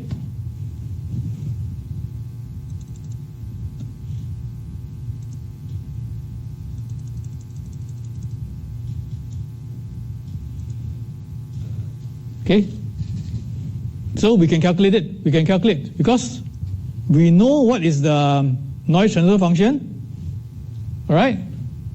We know what is the quantization noise. All right? And then we just divide by the frequency band, FB, which is half the sampling frequency. All right? And then we integrate from 0 to FB. Okay? That's all we do. Right? This is the quantization noise power. This is the quantization noise power density in the frequency side, and we multiply by the transfer function square. Okay? Right? And then we integrate from 0 to the bandwidth that we want. Okay? We do some manipulation, we find it simplifies to this. Okay? Right? So this is your original noise power, and then this is the additional term, and this M is basically the oversampling ratio, which is Fs divided by 2Fb. Okay? So this is roughly what we expect, right? If you increase the oversampling ratio, it means that the signal side becomes smaller and smaller. Okay? Alright? So now we can easily calculate what is the signal to quantization noise ratio, right? Because we know it's a sine wave, right? This is a sine wave power, okay, a squared over 2, right? Okay? And now we divide by this shape quantization noise power, we will get this expression. Okay? Right? So if you look at this expression, right, compared to the previous one we derived in one of the earlier slides, right? The 1.76 plus 6.02 n, right? Okay? It is slightly different. Okay? This first part is what we derived previously, right? Right? 1.76 plus 6.02. There was n, okay, now it's become b. B is number of bits, same thing, right? But then you have another term here. And this is due to the noise shaping and the oversampling. Okay? You work out what is the log of this, you get this. Minus 5.2 plus 30 log m. If this in dB. Okay? So this says that every time we increase the oversampling by 2, right, we will increase the number of bits that we get. Okay? Right? Okay? So if we increase m by 2x each time, you will get a 9 dB improvement. 9 dB means 1.5 bits. Okay? All right? So if you use this formula, we can make a table. Okay? If I have 16 times oversampling, the improvement, okay, the improvement means this. This is the improvement part. Okay? If m oversample increase to 16 times, I will get additional 31 dB or 5 bits. If I increase the oversampling, I get more and more improvement. Okay? Okay?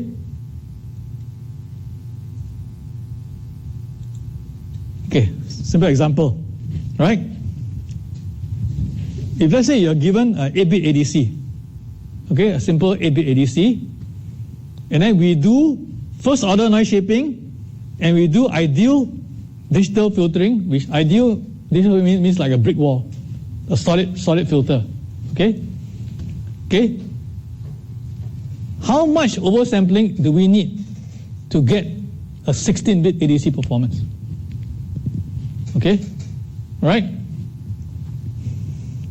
Okay, so you can see, if I do a normal 8-bit ADC, my SQNR is about 50 dB roughly. Okay, basically 6.02 times 8 plus 1.76.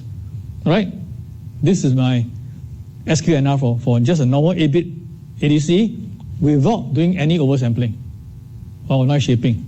Okay, whereas a 16-bit ADC, a 16-bit ADC, right?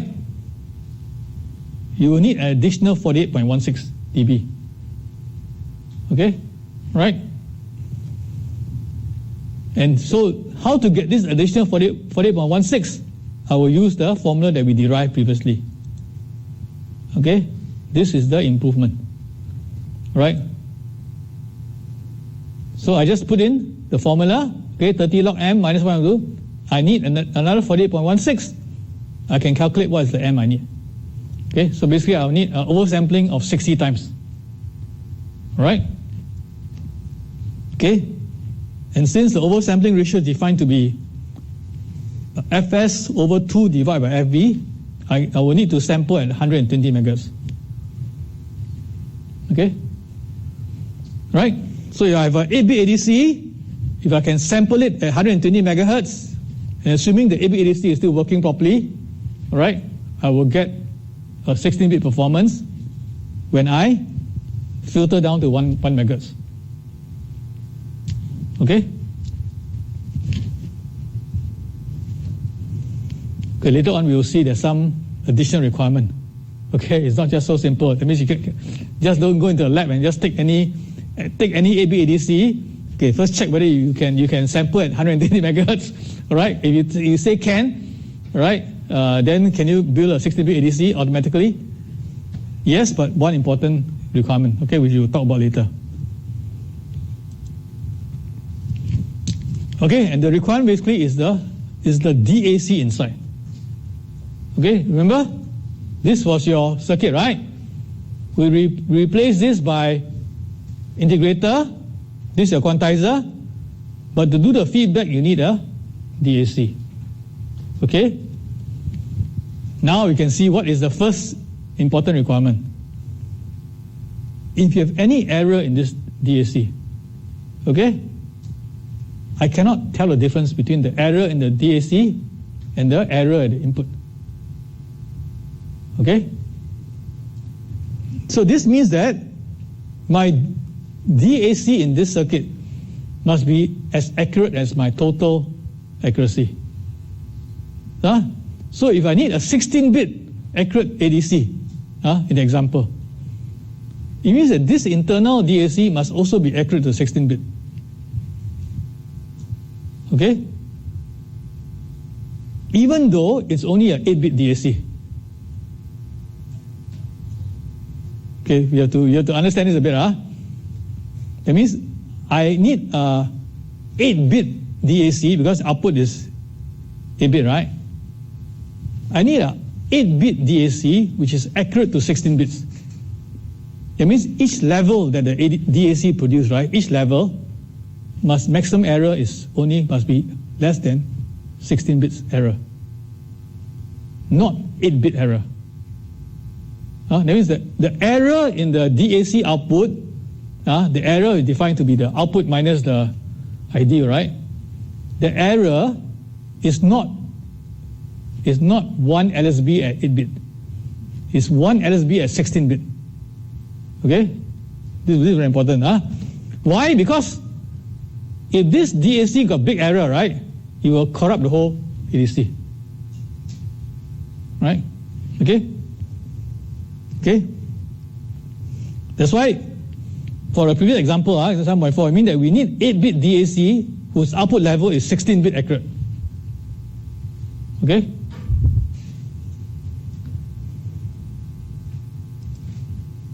Okay, so this is the first problem or challenge we face, right?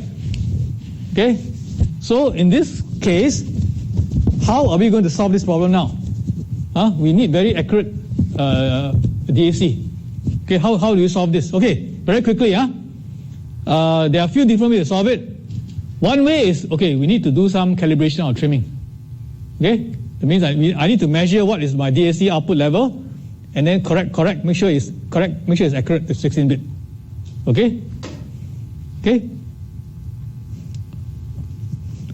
More recently, okay, maybe 10, 15 years ago, people come up with a new idea. All right? Is that, okay, my DAC may not be so accurate, okay, due to mismatch between the current source and the resistor or capacitor, whatever. But maybe we can do some random shuffling. Okay, that means if we do some random shuffling, we can average out the error. Okay, right? So that's the main idea of the DEM, or dynamic element matching. Okay, that means we assume that the DAC errors for the different codes or the different element, the different element that produce the DAC, the errors are a bit random, means some plus, some minus. Okay, so now if I take average, right, that means let's say a code value of 3, right? I need to take 3 currents from 3 current source, right? But if it's 8-bit, that means I've got 256 current sources, right? 8-bit, I have 256 current sources, and then for code 3, I need to take out the from 3 of these current source. Nothing to say that I need to take the same 3 current source, right? I can take 1, 2, 3 in the first time. I can take 4, 5, 6 the second time. I can take 8, 9, 10 in the third time. Okay? And then if I average out, right, the errors would more or less cancel. Okay, so that's the main idea. Okay? That's what we call shuffling. All right? Shuffling. All right? In this shuffling, you can either be data independent or data dependent. Okay? But the more important idea is here, is that if I need very precise output DAC levels, I can get it if I just use a 1-bit DAC. Okay? What is a 1-bit DAC? That means only 2 level, right? 1-bit DAC is that either the input is 0, I give 1 level. Input is 1, I give a different level. It's just 2 level. Okay? Now, what's the advantage of that? Well, the advantage is that if you only have 2 level, okay, it is very linear. Okay, it is very linear. Okay?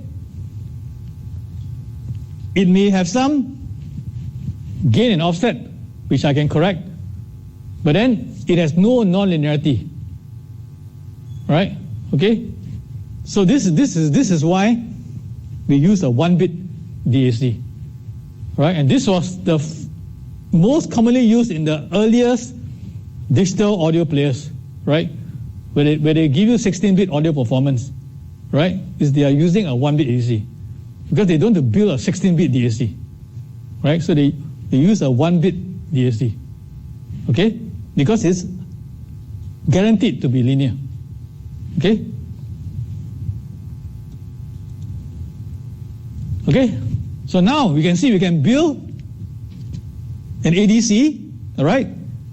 This is the integrator that we used previously, okay? How to get a 1-bit quantizer? Just put a comparator lah. Comparator give you 0 or 1, okay? All right? So the output now is only 1 bit, okay? So it's a 1-bit output stream.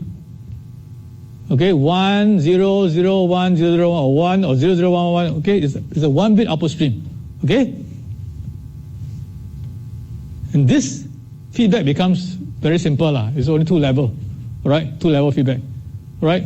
1, you feedback this level, 0, feedback another level. That's all, okay?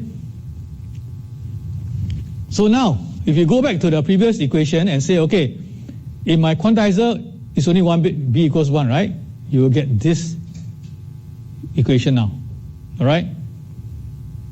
And so, if my oversampling is 128, I will get a SQNR of 60 dB, which is 10 bits, probably a 10-bit performance, okay? Okay.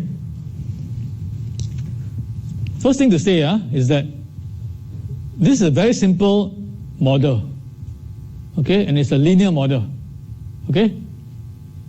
But it's not really linear because the comparator is not a linear element, okay? The comparator is a non-linear element, okay? So the true system is non-linear, but we're still doing a linear analysis. Okay, question is why? Very simple, right? We do linear analysis to simplify things, to see whether we can extract useful information, right, to help us in our design. Okay, help us in our design. But then the real system we still need to simulate because of this non-linear element there. Okay, so all this analysis, right? Previously, where is it? All this analysis.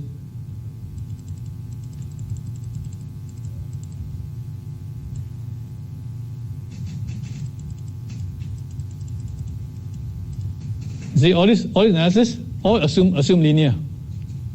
Okay? And from this linear analysis, we learn a few things. Okay, roughly how much oversampling, how much SQNR improvement I can get out of it. Okay, so that helps us to do our first order design, right? And then once we have do the first order, we still need to go back and simulate, right? Because when we simulate, then the non-linear part will come in, okay?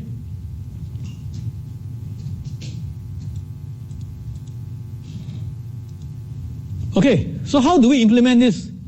How do we implement this type of ADC? This module. So you can see here, right? So here is an example of a circuit implementation, right? This is a switch capacitor integrator. Okay? My input come in, right? It goes through this whole thing is an integrator, right? And then I feed to a simple comparator. Okay? And this comparator output will go back here and control my feedback. Right? So it's a 1 bit, so the 2 level is either plus VREF or minus VREF. Okay? So all I need is a 1 op-amp to implement this switch capacitor integrator, 1 comparator. Okay? Right? So people, use this in the beginning. All right? So this such a circuit, the achievable SQNR, the achievable signal to quantum noise ratio is limited. Okay, it's limited. But it's enough for some of the early application. For example, all the digital voltmeter. Okay? Now, how do we describe digital voltmeters? Okay? We call it a 3.5, 4.5, 5.5 digit voltmeter. Okay? 3.5 meaning maximum is 1.999. Okay? So this is the full, this is the half, because the maximum is only 2, so 1 out of 2, so we got 3.5. This is 4.5, 5.5. So 3.5 digit voltmeter means we have a resolution of 1 out of 2,000. Okay? Which is how many bits? About 11 bits lah. Because 10 bit is 1.024, right? Right? 11 bits is 2048. Okay? So 1 over 2,000 is slightly less than 11 bits. Okay? Okay, so what does it look like? Okay? So this is very interesting, right? So if my input is a sine wave like this, right?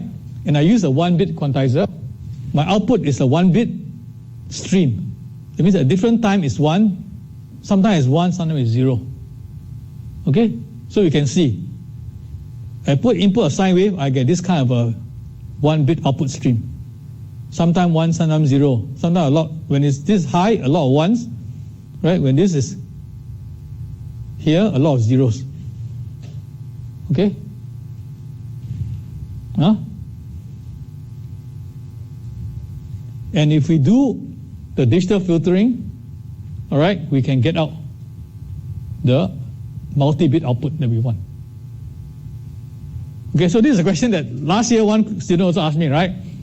You have a 1-bit output, how do I get a 16-bit signal finally? It's because we do digital filtering.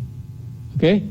And digital filtering, the simplest way to think about it is like doing the simplest digital filter is just averaging. Okay? I take many samples, right, to average. Right? And this is how I get multi-bit output. Okay? Right? Okay, sorry, today overrun a bit. Okay. So if you look at the spectrum, right, of this simple modulator with a 1-bit single-bit quantizer, if you look at the output spectrum, you see something like this. This is a signal. This is the noise shaping. Okay? Right? And it's roughly first order noise shaping. Okay? But this could be a simulation, right? You do a simulation, you only get 55 dB of SQNR, which is less than what we expect from the first order analysis, which is 60 dB. Okay? So this difference is because the linear model is a simplified model. Okay?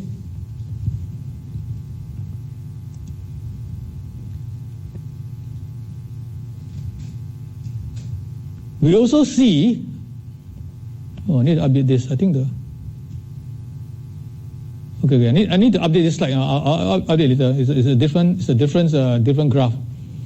But actually, if you look at the output, you see that actually it also depends on what is the amplitude and what is the frequency. Okay? So, and the reason is because this is not predicted by the simple model. Okay? And the main reason is because the quantization error is not really random that we assume. Okay? Remember, when we analyze, we assume that the quantization error is random, so it's flat. But the actual error is not really random. Okay?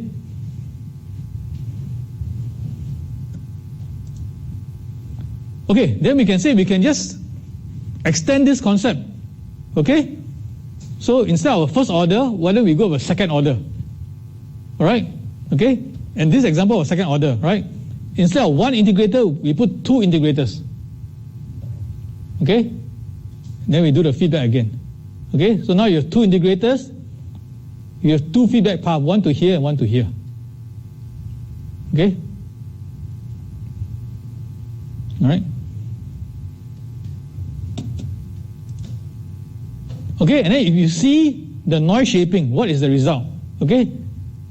So this is the noise transfer function, okay, 1 minus z minus 1, and then the L says the order. Okay, when L equals to 1 is the first order here. When L equals 2, second order, the dotted line. When L equals 3, this line. Okay, so you can see, right? Depending on the higher the order, it means more noise is being pushed out to high frequency. Okay, and if you do a digital filtering, you get less shade quantity noise in your signal band, which means that you get a higher SQNR. Okay, right? But the price you pay for this is that your ADC becomes more complicated. Right? Because initially you only have 1 integrator, right? To do a second order, you need 2 integrators. Right? To do a third order, you need 3 integrators. Okay, and then there are other considerations now, whether the thing is stable or not stable. Okay? So in engineering, it's all about trade-off. Trade-off, okay? Okay, so the summary for today's lecture is this, all right? We talked about the ADC and DAC, what is the concept, okay, and their important role in signal processing. Then we talk quickly about what is the performance metrics, the static metrics, offset, gain, DNL, INL, and then we'll talk about some of the dynamic metrics, basically the signal-noise ratio. Okay. We talk a little bit about different ADC architectures. We have different accuracy, different speed. And then finally, you spend some time on this interesting type of ADC, which is called a delta sigma ADC, which uses two important concepts. One is oversampling, second one is noise shaping. All right? And then you use this linear analysis, right, to try to find approximation for the different transfer function. Okay? If you're interested, you can refer to all these different references. Okay, they will describe more in detail. All right? But don't worry, all right? I know this ADC DAC is a huge topic. Okay, it's not possible to cover everything in one lecture. Okay? There are courses, entire semester spent on ADC and DACs. Okay? Obviously, we cannot cover everything. But the main idea, the main aim here is to give you a good introduction to this area, all right? So that you can have some understanding. And then later on, if you want to pick up some more, all right, you at least have some foundation. Okay? All right? So this is the part of the learning. The learning is that the university cannot teach you everything. Why? Because you're here only for 1 year, 2 years, 3 years. All right? Okay? That's the main finite time. Finite time is one reason. Second more important reason is what? The knowledge is changing. Okay? Whatever you learn now, okay, may become obsolete in a few years' time. Right? Because the progress is continually being made. Right? So if somebody invents something next year, which is much better than what we teach here, then this thing becomes obsolete, right? Right? So the only way is that you have to keep learning, right? Unfortunately, there's no other way out.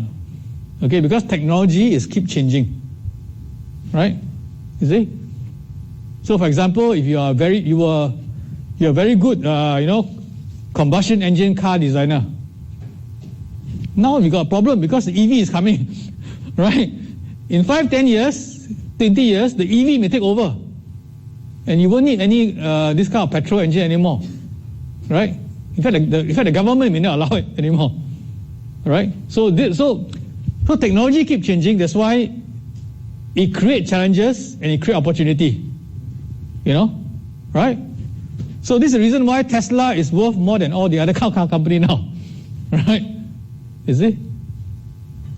Right? This is why Apple is now worth $3 trillion, almost $3 trillion, right? Right? Right? So technology keep changing, create challenges, create opportunity. Right? And as an engineer, we just have to keep progressing, right? Because if we don't progress, you become obsolete. Right? Okay? So important thing is that you have to learn how to learn. You have to learn how to learn. There's no way out of this. Okay? Because the university cannot teach you everything. Even if it can, it may become obsolete. Right? Okay? Okay, any questions? If no questions, then thank you. You can send me email if you got any questions. Okay, I'll try to answer you. All right? A lot of the course information will be communicated through Luminous. A lot of announcement will be going through Luminous. Okay? All right? There's one error in today's slide. I have to fix it. And then I will reload into the Luminous. You all know where to find, right? All the slides. Luminous under files, under lectures. You can see all the files there. Okay? Okay, thank you. Thank you.